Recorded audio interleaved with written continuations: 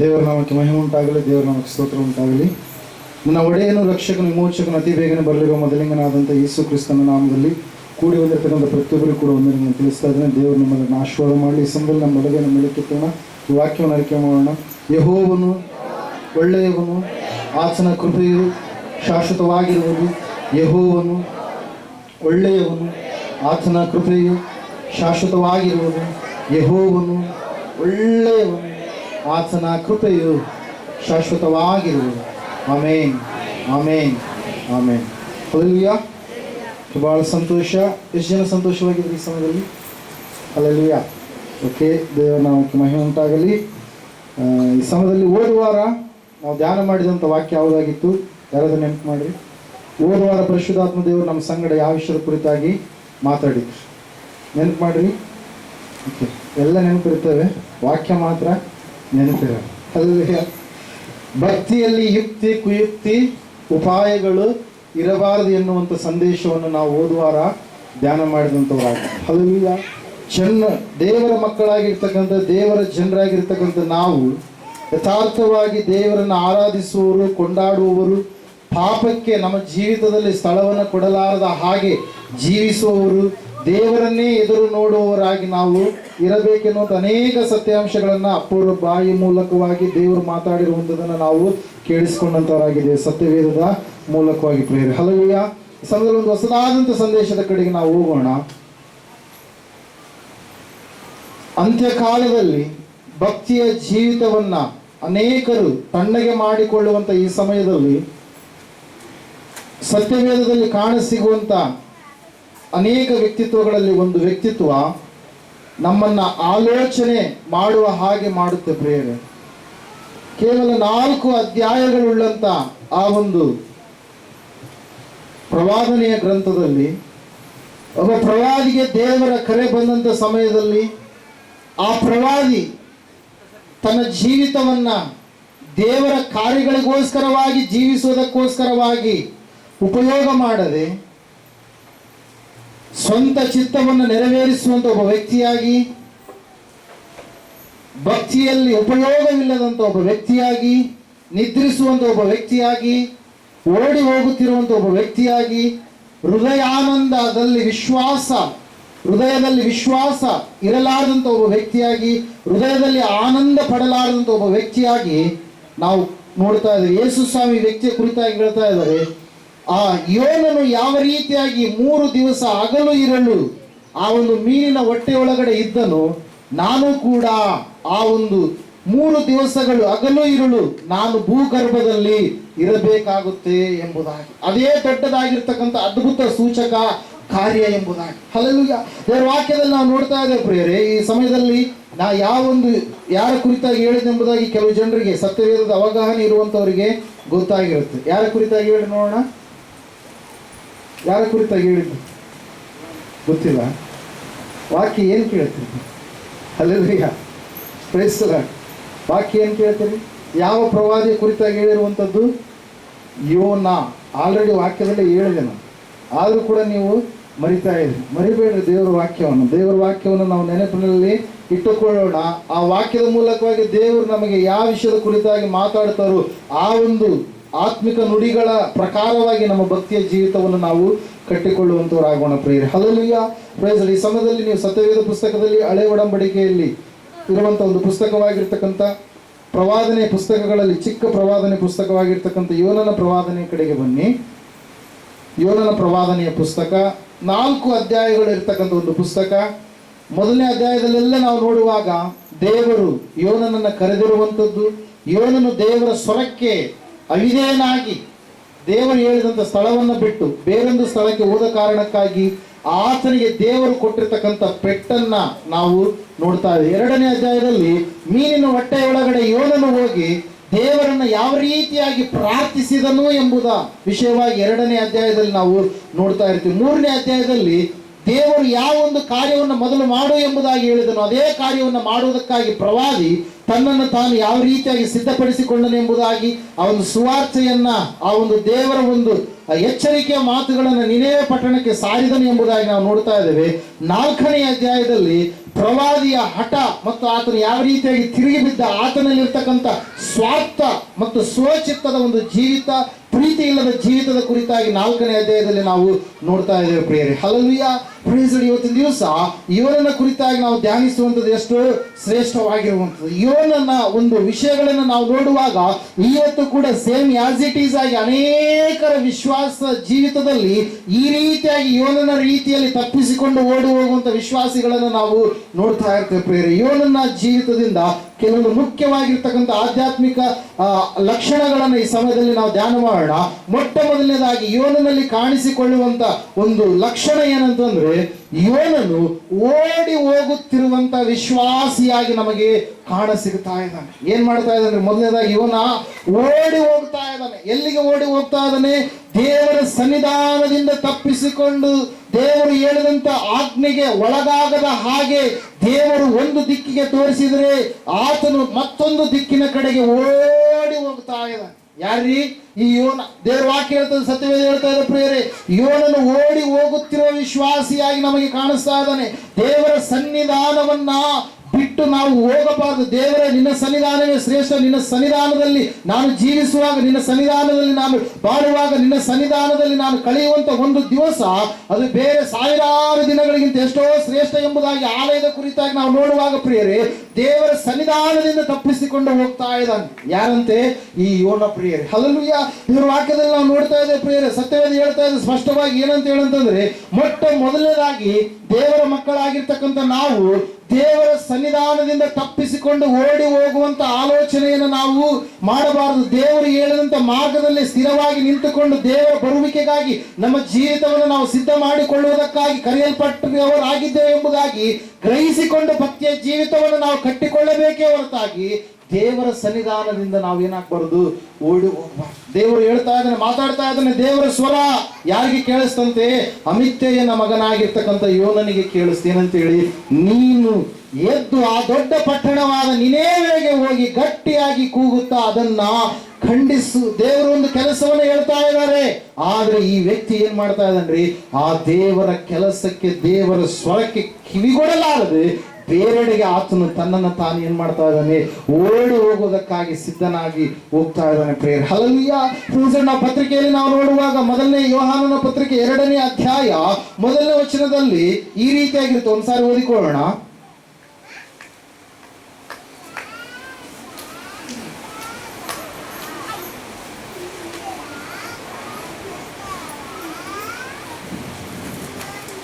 ಮೊದಲನೇ ಯೋಹಾನನ ಪತ್ರಿಕೆ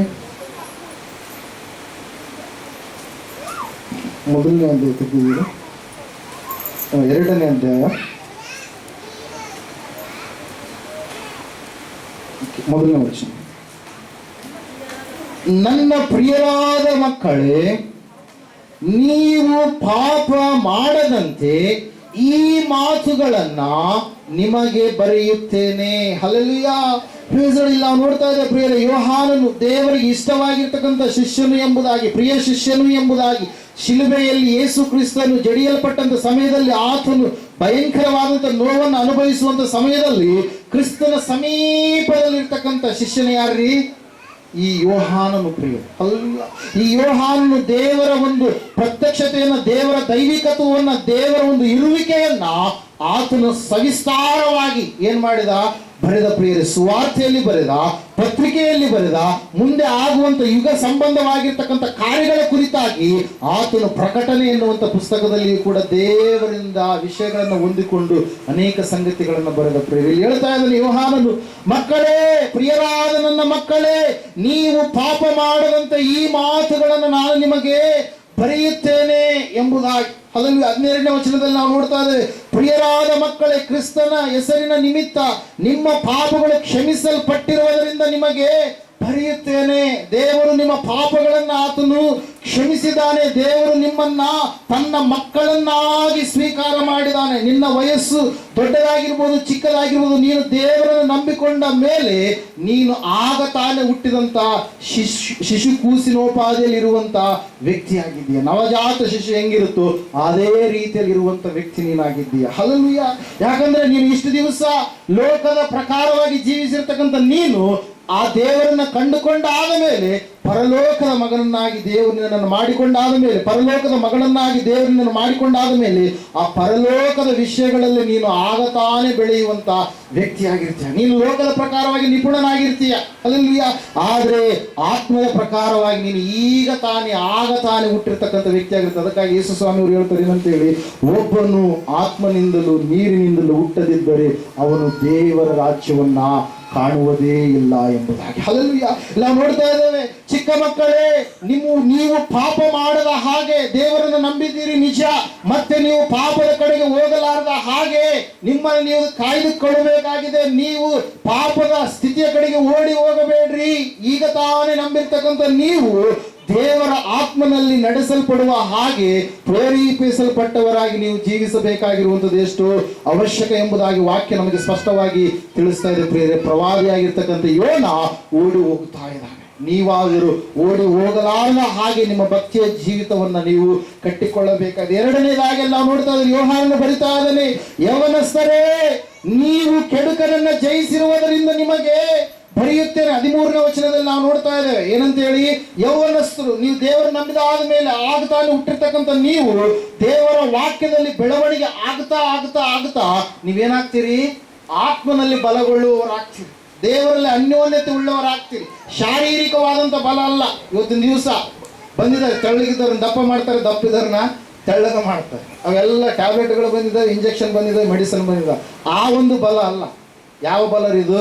ಆತ್ಮನಲ್ಲಿರುವಂತಹ ಬಲ. ದೇವರಲ್ಲಿ ನಾವು ಬಲಗೊಳ್ಳುವವರಾಗಬೇಕು. ಯೇಸು ಸ್ವಾಮಿ ಬಳಿಗೆ ಸೈತಾನನು ಬಂದಂತ ಸಮಯದಲ್ಲೂ ಆತನು ಆತ್ಮನ ಬಲದಿಂದ, ವಾಕ್ಯದ ಬಲದಿಂದ ಏನ್ ಮಾಡಿದ್ದಾನೆ, ಆತ ಸೈತಾನನಿಗೆ ವಾಕ್ಯವನ್ನು ಸೈತಾನ ಹೇಳಿದ್ರು ಕೂಡ ಅದೇ ಸೈತಾನನಿಗೆ ವಾಕ್ಯದ ಮೂಲಕವಾಗಿ ಆತನ ಏನ್ ಮಾಡಿದ, ಜಯಿಸಿದ. ಪ್ರಿಯರೇ, ದೇವರು ವಾಕ್ಯ ಹೇಳ್ತಾರೆ, ಸತ್ಯವೇದ ಹೇಳ್ತಾ ಇದೆ, ಯೌವನಸ್ಥರೇ, ನೀವು ಕೆಡುಕನನ್ನ ಜಯಿಸಿರುವುದರಿಂದ ನಿಮಗೆ ಬರೆಯುತ್ತೇನೆ. ಯವನಸ್ಥರೇ, ಇವತ್ತಿನ ದಿವಸ ನಿಮ್ಮ ಜೀವಿತ ಪಾಪದ ಕಡೆಗೆ ಓಡಿ ಹೋಗುವಂತ ಸ್ಥಿತಿ ಆಗಿರಬಾರ್ದು. ನೀವು ಕೆಡುಕನನ್ನ ಜಯಿಸುವಂತ ಆತ್ಮನ ಬಲವನ್ನ ನೀವು ಹೊಂದಿಕೊಳ್ಳಬೇಕಾಗಿದೆ. ಮತ್ತೆ ಬರೀತಾ ಇದ್ದಾರೆ, ಓದ್ತೀರಾ? 13ನೇ ವಚನ, ತಂದೆಗಳೇ, ಆದಿಯಿಂದಿರುವ ಆತನನ್ನು ನೀವು ಬಲ್ಲವರಾಗಿರುವುದರಿಂದ ನಿಮಗೆ ಬರೆಯುತ್ತೇನೆ ಎಂಬುದಾಗಿ. ತಂದೆಗಳಂದ್ರೆ ಯಾರಿಲ್ಲಿ?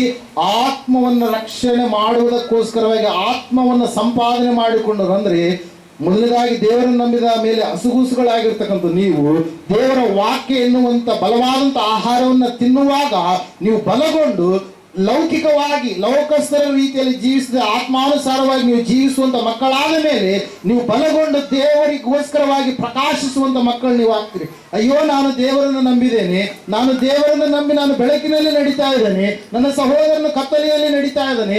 ಆ ಸಹೋದರನ ಕತ್ತಲೆಯಲ್ಲಿ ಇರುವಂತದ್ದು ದೇವರ ಚಿತ್ತವಲ್ಲ. ಅವನು ಕಾಲು ಒಂದು ವೇಳೆ ಆ ಕಡೆ ಇಟ್ಟರೆ ಅವನು ನೇರವಾಗಿ ನರಕದಲ್ಲಿ ಬೀಳ್ತಾನೆ.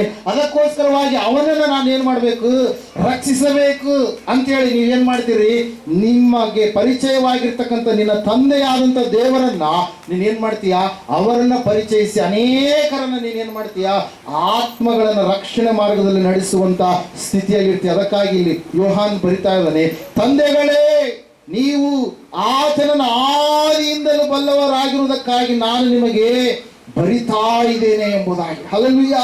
ಆದಿಯಿಂದಿರುವ ಆತನನ್ನು ನೀವು ಬಲ್ಲವನಾಗಿರುವುದರಿಂದ ದೇವರನ್ನು ತಿಳಿದುಕೊಂಡಿರ್ತಕ್ಕಂಥ ರಕ್ಷಣೆ ಮಾರ್ಗದಲ್ಲಿ ನಡೆಸುವಂತ ತಂದೆಗಳು ಎಂಬುದಾಗಿ ನಾವು ನೋಡ್ತಾ ಇದ್ದೇವೆ. ಪ್ರೇರ, ದೇವರು ವಾಕ್ಯ ಹೇಳ್ತಾರೆ, ಸತ್ಯವೇದ ಹೇಳ್ತಾ ಇದೆ, ಮೊದಲನೇದಾಗಿ ನೀನು ಚಿಕ್ಕ ಮಗನಾಗಿರಬಹುದು, ಯೌವನಸ್ಥನಾಗಿರ್ಬೋದು, ತಂದೆಯಾಗಿ ಅನೇಕ ಆತ್ಮಗಳನ್ನು ಸಂಪಾದನೆ ಮಾಡುವಂತ ಸ್ಥಿತಿಯಲ್ಲಿ ಇರಬಹುದು. ಆದ್ರೆ ನೀನು ಲೋಕದ ಕಡೆಗೆ ಓಡಿ ಹೋಗ್ಬೇಡ, ಪಾಪದ ಕಡೆಗೆ ಓಡಿ ಹೋಗ್ಬೇಡ. ದೇವರು ಎಚ್ಚರಿಸಿದ ಯಾರಿಗಿರಿ, ಆದಾಮ ಅವ್ವಳ ಪ್ರಥಮ ಮಗನಾಗಿರ್ತಕ್ಕಂಥ ಯಾರನ್ನ, ಕಾಯಿನನನ್ನು. ಕಾಯಿನನ್ನು ಎಚ್ಚರಿಸಿದಾಗಲೂ ಕೂಡ 4ನೇ ಅಧ್ಯಾಯದಲ್ಲಿ ನಾವು ನೋಡ್ತೇವೆ ಆದಿಕಾಂಡ ಪುಸ್ತಕದಲ್ಲಿ, ಪಾಪವು ನಿನ್ನನ್ನ ಸಮೀಪಿಸಿದ ಹಾಗೆ ನೀನು ಅದನ್ನ ವಶ ಮಾಡಿಕೊಳ್ಳಬೇಕು ಅಂತ. ಹಲ್ಲೆಲೂಯಾ. ಆದ್ರೆ ಪಾಪಕ್ಕೆ ಅವಕಾಶ ಕೊಟ್ಟ ಆ ಪಾಪ ಆತನನ್ನ ಪ್ರಥಮ ಕೊಲೆಗಾರನನ್ನಾಗಿ ಮಾರ್ಪಡಿಸಿತು ಪ್ರಿಯರೇ. ದೇಶವನ್ನು ತಿರುಗುವ ವ್ಯಕ್ತಿಯಾಗಿ, ಅಲೆಯ ವ್ಯಕ್ತಿಯಾಗಿ ಆತನು ಕಾಣಿಸಿಕೊಂಡ ಎಂಬುದಾಗಿ ನಾವು ನೋಡ್ತಾ ಇದ್ದೇವೆ. ಅದಕ್ಕಾಗಿ ಮೊದಲನೇದಾಗಿ ನಾವು ನೋಡ್ತಾ ಇದ್ದೇವೆ, ಈ ಯೋನನು ದೇವರ ಸನ್ನಿಧಾನವನ್ನು ಬಿಟ್ಟು ಓಡಿ ಹೋಗ್ತಾ ಇದ್ದಾನೆ, ದೇವರ ಆಶೀರ್ವಾದವನ್ನು ಬಿಟ್ಟು ಓಡಿ ಹೋಗ್ತಾ ಇದ್ದಾನೆ, ದೇವರು ಒದಗಿಸಿಕೊಟ್ಟಂತ ಬಲವನ್ನ, ಶಕ್ತಿಯನ್ನ, ಆರೋಗ್ಯವನ್ನು ಬಿಟ್ಟು ಓಡಿ ಹೋಗ್ತಾ ಇದ್ದಾನೆ. ಅಯ್ಯೋ, ನನಗೆ ದೇವರು ಬೇಕಾಗಿಲ್ಲ, ಲೋಕವೇ ಬೇಕು ಎಂಬುದಾಗಿ ಓಡಿ ಹೋಗ್ತಾ ಇದ್ದಾನೆ. ಇವತ್ತಿನ ದಿವಸ ಅನೇಕರು ಕೂಡ ಇದೇ ಒಂದು ಸ್ಥಿತಿಯಲ್ಲಿದ್ದಾರೆ. ದೇವರ ಪ್ರವಾದಿಯೇ ಯೋನ, ಆದ್ರೆ ಈತನು ಮಾಡುವಂತ ಕೆಲಸ ಲೋಕದ ಕಡೆಗೆ ಓಡಿ ಹೋಗುವಂಥದ್ದು. ಇವತ್ತಿನ ದಿವಸ ಎಷ್ಟು ವಿಶ್ವಾಸಿಗಳು ಈ ರೀತಿಯಾಗಿ ಕಾಣಿಸ್ತಾ ಇಲ್ಲ. ದೇವರ ಮಕ್ಕಳೆನ್ನುವಂತ ಹೆಸರಿದೆ ನಿಜ, ಆದ್ರೆ ಮಾಡುವುದೆಲ್ಲ ಅನೇಕ ಲೋಕದ ಕಾರ್ಯಗಳು ಪ್ರಿಯರು. ಅದಕ್ಕಾಗಿ ನಾವು ನೋಡ್ತಾ ಇದ್ದೇವೆ, ದೇವರ ವಾಕ್ಯ ಹೇಳ್ತದೆ, ಸತ್ಯವೇದ ಹೇಳ್ತಾ ಇದೆ ಪ್ರಿಯರೇ, ಇವತ್ತು ನಮ್ಮ ಜೀವಿತವನ್ನು ಪರೀಕ್ಷೆ ಮಾಡಿಕೊಳ್ಳೋಣ. ಯೋನನ್ನು ಓಡಿ ಹೋಗುತ್ತಿರುವಂತ ವಿಶ್ವಾಸಿಯಾಗಿ ನಮಗೆ ಕಾಣಸಿಗುತ್ತಾ ಇದ್ದಾನೆ. ಲೋಕವನ್ನು ನೋಡುವಂಥದ್ದು ಬೇಡ. ಲೋಕದಲ್ಲಿ ಏನಿದೆ ಅಂತ ನಮ್ಮೆಲ್ಲರಿಗೂ ಚೆನ್ನಾಗಿ ಗೊತ್ತುಂಟು. ಆ ಲೋಕದಿಂದ ನಮಗೆ ನಾಶನವೇ ಇದೆ ಎಂಬುದಾಗಿ ನಮಗೆ ಗ್ರಹಿಕೆ ಎನ್ನುವಂಥದ್ದು ದೇವರ ವಾಕ್ಯದ ಮೂಲಕವಾಗಿ ಬಂದಿದೆ. ಆದರೂ ಕೂಡ ಅನೇಕರು ಏನ್ ಮಾಡ್ತಾರೆ, ಪುನಃ ಒಂದು ಪಾಪದ ಕಡೆಗೆ, ಪುನಃ ಒಂದು ಶಾಪದ ಕಾರ್ಯಗಳ ಕಡೆಗೆ, ಪುನಃ ತಮಗೆ ಪೆಟ್ಟು ಬರುತ್ತೆ ಎಂಬುದಾಗಿ ಗ್ರಹಿಸಿಕೊಂಡವರಾಗಿ ಇದ್ದಾಗಲೂ ಕೂಡ ಆ ಪೆಟ್ಟಿನ ಕಡೆಗೆ, ನಾಶನದ ಕಡೆಗೆ ಓಡುವಂತವರಾಗಿರ್ತಾರೆ. ಆದ್ರೆ ಇವತ್ತು ನೀನು ಇವನು ನಮಗೆ ಕಲಿಸಿಕೊಡ್ತಾ ಇದ್ದಾನೆ, ನಾನು ಓಡಿ ಹೋಗ್ತಾ ಇದ್ದೇನೆ, ಓಡಿ ಹೋಗಿ ಅನೇಕ ಪೆಟ್ಟುಗಳನ್ನು ನಾನು ತಿಂದೆ. ಆದ್ರೆ ನೀವು ಓಡಿ ಹೋಗ್ಬೇಡ್ರಿ, ನೀವು ದೇವರ ಸನ್ನಿಧಾನದಲ್ಲಿ ನಿಲ್ಲಿರಿ. ನೀವಲ್ಲಿ ಆಳವಾದಂಥ ಬೇರುಗಳು ಉಳ್ಳವರಾಗಿ, ಫಲ ಕೊಡುವಂತ ವ್ಯಕ್ತಿಗಳಾಗಿ, ಮಕ್ಕಳಾಗಿ ನೀವು ಬೆಳಕಿನ ಮಾರ್ಗದಲ್ಲಿ ಸ್ಥಿರವಾಗಿ ನಿಲ್ಲಿರಿ ಅಂತೇಳಿ ಇವನು ನಮಗೆ ಹೇಳ್ತಾ ಇದ್ದಾನೆ. ಎರಡನೇದಾಗಿ ನಾವು ನೋಡ್ತಾ ಇದ್ದೇವೆ, ಈ ಯೋನನ ಜೀವಿತ ಮೊದಲನೇದಾಗಿ ದೇವರ ಸನ್ನಿಧಾನದಿಂದ ಓಡಿ ಹೋಗುತ್ತಿರುವಂತ ವಿಶ್ವಾಸಿಯಾಗಿ ಕಂಡು ಬಂದ್ರೆ, ಎರಡನೇದಾಗಿ ನಾವು ನೋಡ್ತಾ ಇದ್ದೇವೆ ಉಪಯೋಗವಿಲ್ಲದ ವಿಶ್ವಾಸಿಯಾಗಿ ಯೋನನ್ನು ಕಾಣಿಸ್ತಾ ಇದ್ದಾನೆ. ಏನ್ರಿ, ಉಪಯೋಗ ಇಲ್ಲ. ಓಡಿ ಹೋಗುತ್ತಿರುವಂತ ಈತನಿಂದ ಎಲ್ಲರಿಗೆ ನಷ್ಟವೇ ಇದೆ ಹೊರತಾಗಿ ಈತನಿಂದ ಯಾರಿಗೂ ಕೂಡ ಉಪಯೋಗ ಇಲ್ಲ. ದೇವರ ವಾಕ್ಯ ಹೇಳ್ತದೆ, ಸತ್ಯವೇದ ಹೇಳ್ತದೆ ಸ್ಪಷ್ಟವಾಗಿ ಪ್ರಿಯರೇ, ಎಲ್ಲರಿಗೂ ನಷ್ಟವನ್ನು ತರ್ತಾ ಇದ್ದಾನೆ. ತಾನು ಹೋಗಿರ್ತಕ್ಕಂಥ ಆ ಹಡಗಿನಲ್ಲಿ ನಷ್ಟ, ಅಲ್ಲಿರ್ತಕ್ಕಂಥ ಆ ಜನರಿಗೆ ನಷ್ಟ, ಅವರು ತಂದಿರ್ತಕ್ಕಂಥ ಆ ಸರಕುಗಳನ್ನು ಕೂಡ ಸಮುದ್ರದಲ್ಲಿ ಬಿಸಾಕಲ್ಪಡುವುದಕ್ಕೆ ಮುಖ್ಯವಾದಂತ ಕಾರಣೀಭೂತನಾಗಿ ಯೋನನು ನಮಗೆ ಕಾಣಿಸ್ತಾ ಇದ್ದಾನೆ. ದೇವರ ವಾಕ್ಯ ಹೇಳ್ತದೆ, ಸತ್ಯವೇದ ಹೇಳ್ತಾ ಇದೆ, ನೀನು ಅನೇಕರಿಗೆ ಉಪಯೋಗವಾಗುವ ವ್ಯಕ್ತಿಯಾಗಬೇಕೆ ಹೊರತಾಗಿ ಉಪಯೋಗವಿಲ್ಲದ ವಿಶ್ವಾಸಿಯಾಗಿ ನೀನು ಇರಬಾರದು. ದೇವರ ವಾಕ್ಯ ಸ್ಪಷ್ಟವಾಗಿ ನಮ್ಮ ಸಂಗಡ ಮಾತಾಡ್ತಾ ಇದ್ದು ಪ್ರಿಯರೇ. ಒಬ್ಬ ವ್ಯಕ್ತಿ ಐಗುಪ್ತ ದೇಶಕ್ಕೆ ಹೊರಟು ಹೋದ. 44 ಎನ್ನುವಂತ ಮನೆಯಲ್ಲಿ ಆ ವ್ಯಕ್ತಿ ಇರುವಾಗ ನಾವು ನೋಡ್ತಾ ಇದ್ದೇವೆ, ದೇವರು ಯೋಸೇಫನ ನಿಮಿತ್ತವಾಗಿ ಆ 44ನ ಮನೆಯನ್ನ ಏನ್ ಮಾಡಿದಂತೆ ಆಶೀರ್ವದಿಸಿದ. ಆ 44 ನೆನೆಸ್ತಾ ಇದ್ದಾನೆ, ಅಯ್ಯೋ, ಇಷ್ಟು ದಿವಸಗಳ ಕಾಲ ಇರಲಾರ್ದಂತ ಸಮೃದ್ಧಿ ಈಗ ನನ್ನ ಮನೆಯಲ್ಲಿ ಯಾಕೆ ಬರ್ತಾ ಇದೆ? ಹೊಲಗಳಲ್ಲಿ ಸಮೃದ್ಧಿ ಆಗ್ತಾ ಇದೆ, ನನ್ನ ಕೆಲಸ ಕಾರ್ಯಗಳಲ್ಲಿ ಸಮೃದ್ಧಿ ಆಗ್ತಾ ಇದೆ, ನಾನು ಕೈ ಇಟ್ಟಿರ್ತಕ್ಕಂಥ ಎಲ್ಲ ಕೆಲಸ ಕಾರ್ಯಗಳು ಕೂಡ ಆಶೀರ್ವದಿಸಲ್ಪಡ್ತಾ ಇದ್ದಾವೆ. ಹೋದ ಸಮಯದಲ್ಲಿ ಅನೇಕ ಸವಾಲುಗಳು ಇರ್ತಾ ಇದ್ವು, ಸಮಸ್ಯೆಗಳು ಇರ್ತಾ ಇದ್ವು, ಯಾಕೆ ಈ ರೀತಿಯಾಗಿ ನನಗೆ ಆಶೀರ್ವಾದ ಎನ್ನುವಂಥದ್ದು ತುಂಬಿ ತುಳುಕ್ತಾ ಇದೆ ಎಂಬುದಾಗಿ ಆತನ ಆಲೋಚನೆ ಮಾಡ್ತಾ ಇರಬೇಕಾದ್ರೆ ಆತನ ಕಣ್ಣುಗಳು ನೇರವಾಗಿ, ಆತನ ಆಲೋಚನೆ ನೇರವಾಗಿ ಯಾರ ಮೇಲೆ ಹೋಯ್ತ್ರಿ? ಯೋಸೇಫನ ಮೇಲೆ ಹೋಯ್ತು. Hallelujah, praise lord. ಅದಕ್ಕಾಗಿ ಗುಲಾಮನಾಗಿ ತೆಗೆದುಕೊಂಡಿರ್ತಕ್ಕಂಥ ಯೋಸೇಫನನ್ನ ಸ್ವಂತ ಸೇವಕನನ್ನಾಗಿ ಆತನೇನು ಮಾಡಿದ? ಆರಿಸಿಕೊಂಡು ಇಡೀ ಮನೆಯ ಮೇಲೆ ಜವಾಬ್ದಾರಿಯನ್ನು ಆತನಿಗೆ ಕೊಟ್ಟ ಪ್ರಿಯರೇ. ಯೋಸೇಫನೋಪಾದಿಯಲ್ಲಿ ಉಪಯೋಗವಾಗುವ ಹಾಗೆ ನಮ್ಮ ಜೀವಿತ ಇರಬೇಕು. ಅಲ್ಲಿ ನಾವು ನೋಡ್ತಾ ಇದ್ದೇವೆ, ಯೋಸೇಫನ ತಂದೆ ಪ್ರಿಯರೇ ಯಾಕೋಬನ ಕುರಿತಾಗಿ ನಾವು ನೋಡುವಾಗ, ಲಾಬಾನನ ಮನೆಗೆ ಹೋದಾಗ ದೇವರು ಯಾಕೋಬನ ನಿಮಿತ್ತವಾಗಿ ತಮ್ಮ ಮಾವನಾಗಿರ್ತಕ್ಕಂಥ ಲಾಬಾನನ ಮನೆಯನ್ನು ದೇವರು ಏನ್ ಮಾಡಿದ್ರು? ಆಶೀರ್ವದಿಸಿ. ಸ್ವತಃ ಲಾಬಾನನೇ ಹೇಳ್ತಾ ಇದ್ದಾನೆ, ನಿನ್ನ ದೇವರ ನಿಮಿತ್ತವಾಗಿಯೇ, ನೀನು ನಮ್ಮನೆಗೆ ಕಾಲಿಟ್ಟ ನಿಮಿತ್ತವಾಗಿಯೇ ನಮಗೆ ಆಶೀರ್ವಾದ ಎನ್ನುವಂಥದ್ದು ಬಂತು ಎಂಬುದಾಗಿ.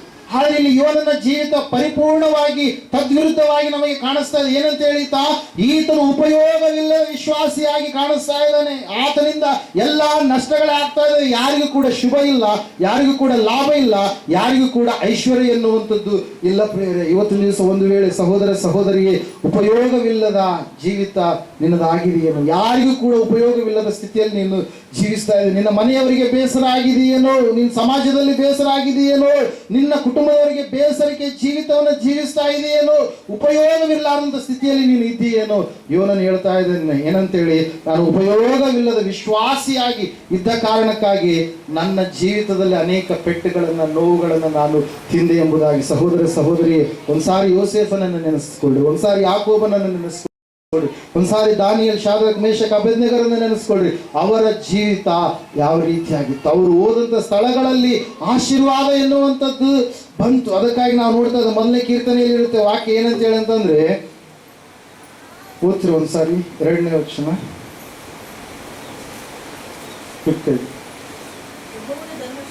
ಯೆಹೋವನ ಧರ್ಮಶಾಸ್ತ್ರದಲ್ಲಿ ಆನಂದ ಪಡುವವನಾಗಿ ಅದನ್ನೇ ಹಗಲಿರುಳು ಧ್ಯಾನ ಮಾಡುತ್ತಾ ಇರುವರು, ಅವರು ಎಷ್ಟೋ ಧನ್ಯರು. ಅವನು ನೀರಿನ ಕಾಲುವೆಗಳ ಬಳಿಯಲ್ಲಿ ಬೆಳೆದಿರುವ ಮರದ ಹಾಗೆ ಇರುವನು. ಅಂತ ಮರವು ತಕ್ಕ ಕಾಲದಲ್ಲಿ ಫಲ ಕೊಡುತ್ತದಲ್ಲ, ಅದರ ಎಲೆ ಬಾಡುವುದೇ ಇಲ್ಲ, ಅದರಂತೆ ಅವನ ಕಾರ್ಯವೆಲ್ಲವೂ ಸಫಲವಾಗುವುದು. ಹಲ್ಲೆಲೂಯಾ. ದೇವರ ವಾಕ್ಯ ಹೇಳ್ತಾರೆ, ಸತ್ಯವೇದ ಹೇಳ್ತಾ ಇದೆ, ಈತನು ದೇವರ ಸನ್ನಿಧಾನದಿಂದ ಓಡಿ ಹೋಗುವವನಾಗಿ ಉಪಯೋಗವಿಲ್ಲದ ವಿಶ್ವಾಸಿಯಾಗಿ ಕಾಣಿಸ್ತಾ ಇದ್ದಾನೆ. ಬಾಡಿ ಹೋದ ಸ್ಥಿತಿಯಲ್ಲಿ, ಆತನ ಎಲೆಗಳೆಲ್ಲ ಬಾಡಿ ಹೋದಂಥ ಸ್ಥಿತಿಯಲ್ಲಿ, ಫಲ ಕೊಡಲಾದಂಥ ಸ್ಥಿತಿಯಲ್ಲಿ, ಕಾರ್ಯವೆಲ್ಲವೂ ಕೂಡ ಅಸಫಲವಾಗುವಂಥ ಒಂದು ಸ್ಥಿತಿಯಲ್ಲಿ ಈ ಯೋನನ್ನು ಕಾಣಿಸ್ತಾ ಇದ್ದಾನೆ ಪ್ರಿಯರೇ. ದೇವರ ವಾಕ್ಯ ಹೇಳ್ತಾ ಇದೆ ಪ್ರಿಯರೇ, ಆ ಯೋನನ ಉಪಾಧಿಯಲ್ಲಿ ನೀವು ಇರಬೇಡ. ಯೋನನಲ್ಲಿರ್ತಕ್ಕಂಥ ಗುಣ ಏನ್ರಿ? ಈ ಯೋನ ಉಪಯೋಗವಿಲ್ಲದ ವಿಶ್ವಾಸಿಯಾಗಿ ನಾವು ನೋಡ್ತಾ ಇದ್ದೇವೆ. ಹಲ್ಲೆಲೂಯಾ. ನಿನ್ನಿಂದ ಸಭೆಗೆ ಉಪಯೋಗ ಇದೆನಾ? ನಿನ್ನಿಂದ ನಿನ್ನ ಕುಟುಂಬಕ್ಕೆ ಉಪಯೋಗ ಇದೆನಾ? ನಿನ್ನ ಸಮಾಜಕ್ಕೆ ಉಪಯೋಗ ಇದೆನಾ? ನೀನು ಹೋಗುವಂತಹ ಸ್ಕೂಲಲ್ಲಿ ನಿನ್ನ ಮೂಲಕವಾಗಿ ನಿನ್ನ ತಂದೆ ತಾಯಿಗಳಿಗೆ ಘನತೆ ಗೌರವ ಸಿಗ್ತಾ ಇದೆನಾ? ನಿನ್ನ ದೇವರಿಗೆ ಘನತೆ ಗೌರವ ಸಿಗ್ತಾ ಇದೆನಾ? ನಿನ್ನ ಭಕ್ತಿಯ ಜೀವಿತ ಯಾವ ರೀತಿಯಾಗಿದೆ? ಒಂದು ಸಾರಿ ಇವತ್ತಿನ ಸಮಯದಲ್ಲಿ ನಿನ್ನ ಪರೀಕ್ಷೆ ಮಾಡಿಕೊ ಸಹೋದರ ಸಹೋದರಿ. ದೇವರ ಸನ್ನಿಧಾನದಿಂದ ಓಡಿ ಹೋಗಬೇಡ. ನೀನು ಉಪಯೋಗವಿಲ್ಲದ ವಿಶ್ವಾಸಿಯಾಗಿ ಇರಬೇಡ. ನೀನು ನಿನಗೆ ದೇವರು ಯಾವ ಒಂದು ಸ್ಥಳದಲ್ಲಿ ಇರಿಸಿದಾರೋ ಅಲ್ಲಿಯೇ ನಂಬಿಗಸ್ತನಾಗಿ ನೀನು ಜೀವಿಸು. ದೇವರು ನಿನಗೆ ಕೊಟ್ಟಿರ್ತಕ್ಕಂಥ ಆ ಸ್ಥಳದಲ್ಲಿಯೇ ದೇವರು, ನೀನು ಎಲ್ಲಿ ಬಿದ್ದಿದೆಯೇ ಅಲ್ಲಿಂದಲೇ ದೇವರು ನಿನ್ನನ್ನು ಏನ್ ಮಾಡ್ತಾನೆ? ನೀನಿದ್ದ ಸ್ಥಳದಿಂದಲೇ ನಿನ್ನನ್ನು ಏನ್ ಮಾಡ್ತಾನೆ ಅಂತ ಮೇಲಕ್ಕೆ ಎತ್ತುತ್ತಾನೆ. ಹಲ್ಲೆಲೂಯಾ. Praise the lord. ಸಿಂಹಗಳ ಗವಿಯಲ್ಲಿ ಬೀಳಿಸಿದ್ರೆ ದಾನಿಯೇಲನನ್ನ ಮರಣ ಎಂಬುದಾಗಿ, ಕಟ್ಟಿಟ್ಟ ಬುತ್ತಿ ಎಂಬುದಾಗಿ ಗ್ರಹಿಸಿಕೊಂಡ್ರು ಶತ್ರುಗಳು. ಆದ್ರೆ ನಾವು ನೋಡ್ತಾ ಇದ್ದೇವೆ, ದೇವರ ಸಿಂಹಗಳ ಗವಿಯಿಂದ ದಾನಿಯೇಲನನ್ನ ಏನ್ ಮಾಡಿದ್ರು? ಮೇಲಕ್ಕೆ ಎತ್ತರು. ಬೂದಿ ಹಾಕ್ತಾರೆ ಎಂಬುದಾಗಿ ನೆನೆಸಿಕೊಂಡ ರಾಜ ನೆಬೂಕದ್ನೆಚ್ಚರ. ಆದರೆ ದೇವರು ಅವರಿಗಿಂತ ಮುಂಚಿತವಾಗಿ ತಾನು ಆ ಸ್ಥಳದಲ್ಲಿ ಇಳಿದು ಬಂದು ಅವರನ್ನ ರಕ್ಷಣೆ ಮಾಡಿದ ಪ್ರಿಯರೇ. ಹಲ್ಲೆಲೂಯಾ. ಅದೇ ದೇವರು ಇವತ್ತು ನಿನ್ನ ಜೀವಿತದಲ್ಲಿ ಕೂಡ ಇದ್ದಾನೆ. ಅದೇ ದೇವರು ನಿನ್ನನ್ನು ಉಪಯೋಗಕರವಾದಂತ ವಸ್ತುವಾಗಿ ಆತನು, ವ್ಯಕ್ತಿಯನ್ನಾಗಿ ಆತನು ಮಾರ್ಪಡಿಸಿದ್ದಾನೆ. ಹಲ್ಲೆಲೂಯಾ. Praise the lord. ಮೊದಲನೇದಾಗಿ ಕೆಲಸವಿಲ್ಲದ ವ್ಯಕ್ತಿಯಾಗಿರ್ತಕ್ಕಂಥ ವ್ಯಕ್ತಿ ಸೌಲ ಸಂಪೂರ್ಣವಾಗಿ ದೇವರಿಗೆ ಮತಾಂಧನಾಗಿ ಧರ್ಮಾಂಧನಾಗಿರ್ತಕ್ಕಂಥ ವ್ಯಕ್ತಿಯನ್ನು ದೇವರು ಆತನನ್ನು ಕರೆದಾಗ ಆತನ ಜೀವಿತ ದೇವರಿಗೆ ಉಪಯೋಗಕರವಾಗಿ ಮಾರ್ಪಾಟಾಯಿತು. ಶಿಷ್ಯರನ್ನೇ ಕೊಲ್ಲುವಷ್ಟರ ಮಟ್ಟಿಗೆ ಹೋದಂತ ವ್ಯಕ್ತಿ, ಕೊಂದಿದ್ದಕ್ಕೆ ಬಟ್ಟೆಗಳಿಗೆ ಸಾಕ್ಷಿಯಾಗಿ ನಿಂತಿರ್ತಕ್ಕಂಥ ವ್ಯಕ್ತಿ ಸ್ಟೆಫನನ ವಿಷಯದಲ್ಲಿ, ಅಂತಹ ವ್ಯಕ್ತಿ ಈತನಿಂದ ನಮ್ಮ ಸಭೆಗೆ ಅವಮಾನ ಆಗುತ್ತೆ ಅಂತೇಳಿ ನೆನೆಸಿದ್ರು ಪ್ರಾರಂಭದಲ್ಲಿ. ಹಲ್ಲೆಲೂಯಾ. ಪ್ರೇಸ್. ಆದರೂ ಧೈರ್ಯವಂತನಾಗಿರ್ತಕ್ಕಂಥ ಬಾರ್ನಬ ಸಭೆಗೆ ಪರಿಚಯಿಸಿದ ಪ್ರಿಯರೇ ಯಾರನ್ನ? ಸೌಲನನ್ನು ಹಿಡಿದುಕೊಂಡು ಬಂದ.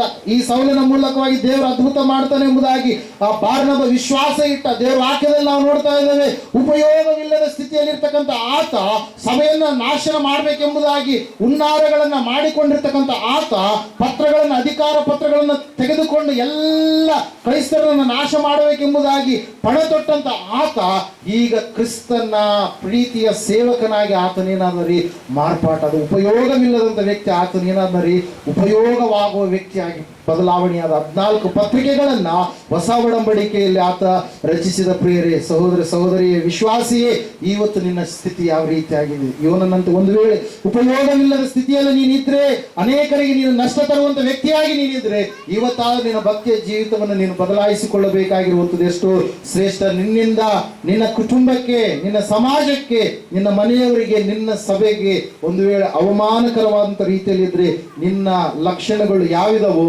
ಅವುಗಳನ್ನ, ದೇವರಿಗೆ ವಿರುದ್ಧವಾಗಿರುವಂತವುಗಳನ್ನ ನೀನು ಬದಲಾಯಿಸಿಕೊಂಡು ದೇವರಿಗೆ ಮೆಚ್ಚುಗೆಯಾದಂಥ ಲಕ್ಷಣಗಳನ್ನು ನೀನು ಅಳವಡಿಸಿಕೊಂಡು ಜೀವಿಸಬೇಕಾಗಿದೆ. ಮೂರನೇದಾಗಿ ನಾವು ನೋಡ್ತಾ ಇದ್ದೇವೆ, ಈ ಯೋನಿನಲ್ಲಿ ಇರ್ತಕ್ಕಂಥ ಮೂರನೇ ಲಕ್ಷಣ ಏನಂತಂದ್ರೆ, ಭಯಂಕರವಾದಂಥ ಅಲೆಗಳು, ಅಲ್ಲಿ ತುಫಾನು ಎನ್ನುವಂಥದ್ದು ಎದ್ದಂಥ ಸಮಯದಲ್ಲಿ ಈ ಯೋನನು ಈ ಹಡಗಿನ ಒಳಗಿನ ಭಾಗಕ್ಕೆ ಹೋಗಿ ಏನ್ ಮಾಡ್ತಾ ಇದ್ದಾನಂತೆ? ನಿದ್ರೆ ಮಾಡ್ತಾ ಇದ್ದಾನೆ. ಏನ್ ಮಾಡ್ತಾ ಇದ್ದಾನ್ರಿ? ನಿದ್ರಿಸ್ತಾ ಇದ್ದಾನೆ. ಮೂರನೇದಾಗಿ ನಾವು ನೋಡ್ತಾ ಇದ್ದೇವೆ ಪ್ರಿಯರೇ, ಈ ಯೋನ ನಿದ್ರಿಸುವ ವಿಶ್ವಾಸಿಯಾಗಿ ನಮಗೆ ಕಾಣಿಸ್ತಾ ಇದ್ದಾನೆ. ಎಂತ ವಿಶ್ವಾಸ ಅಂತೆ?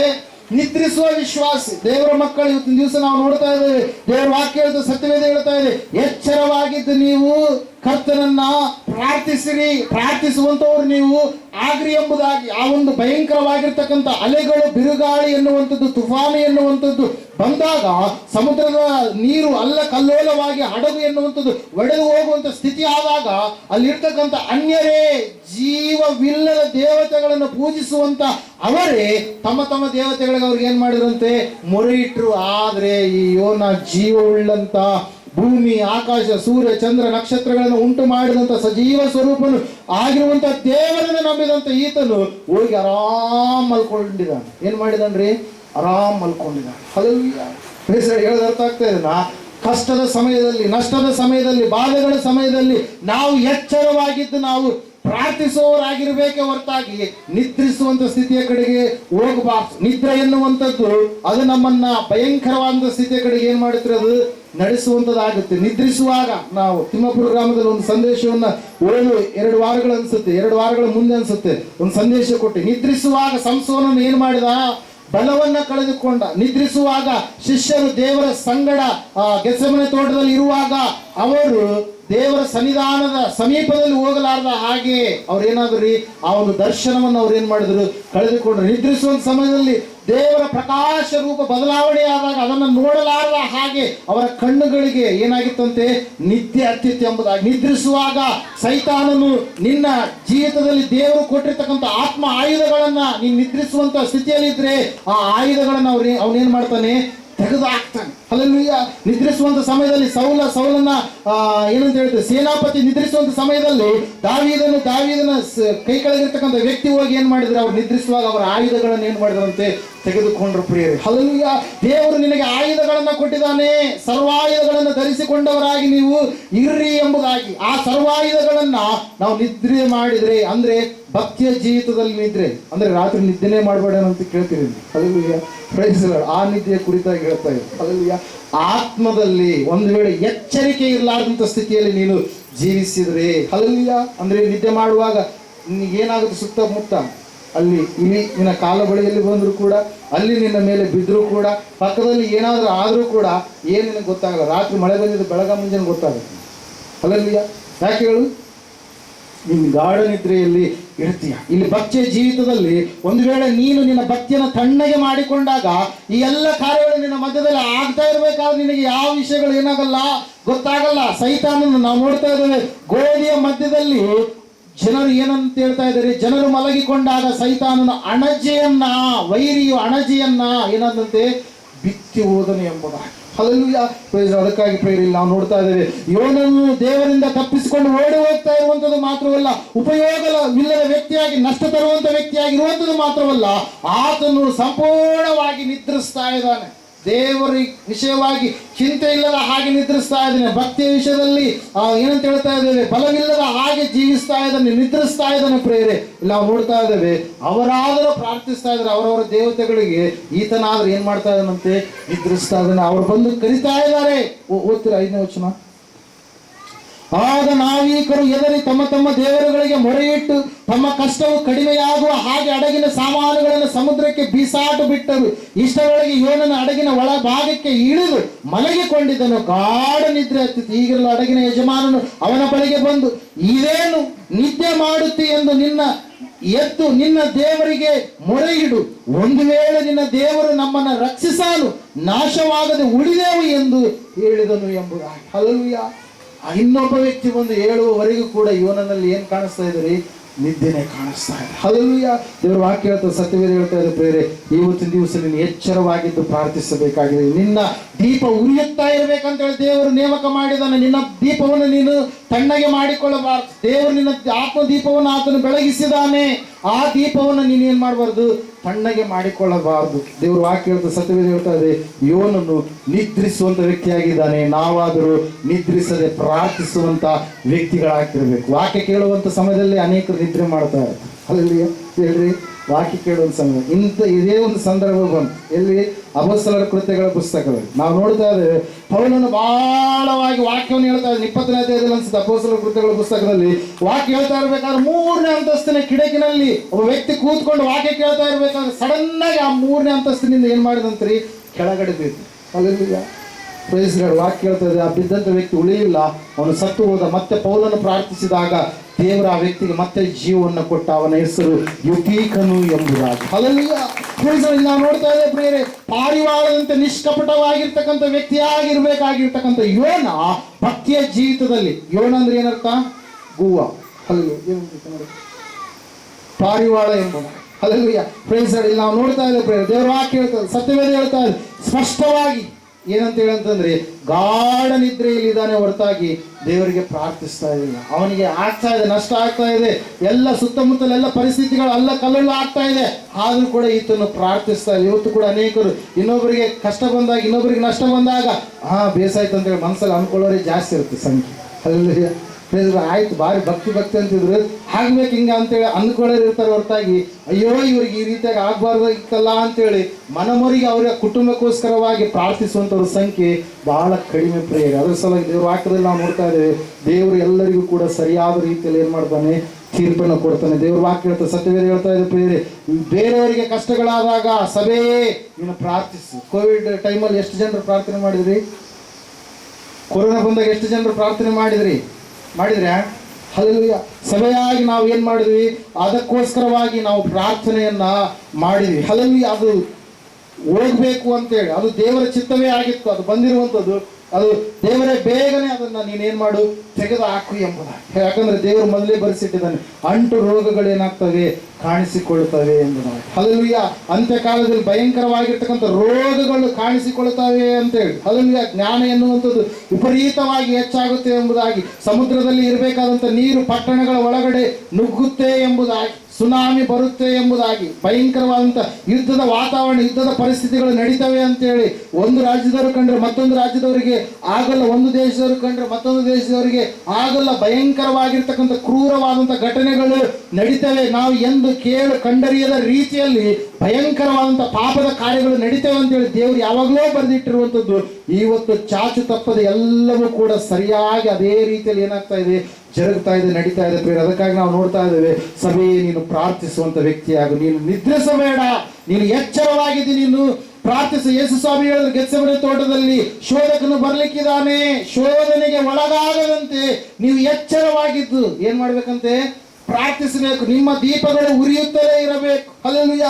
ಅವರು ದೀಪಗಳನ್ನು ನೆಟ್ಟಗೆ ಮಾಡಿಕೊಂಡು ಯೇಸು ಸ್ವಾಮಿಯ ಸಂಗಡ ಪರಲೋಕದ ಒಳಗಡೆ ಅವ್ರು ಏನಾದ್ರಿ?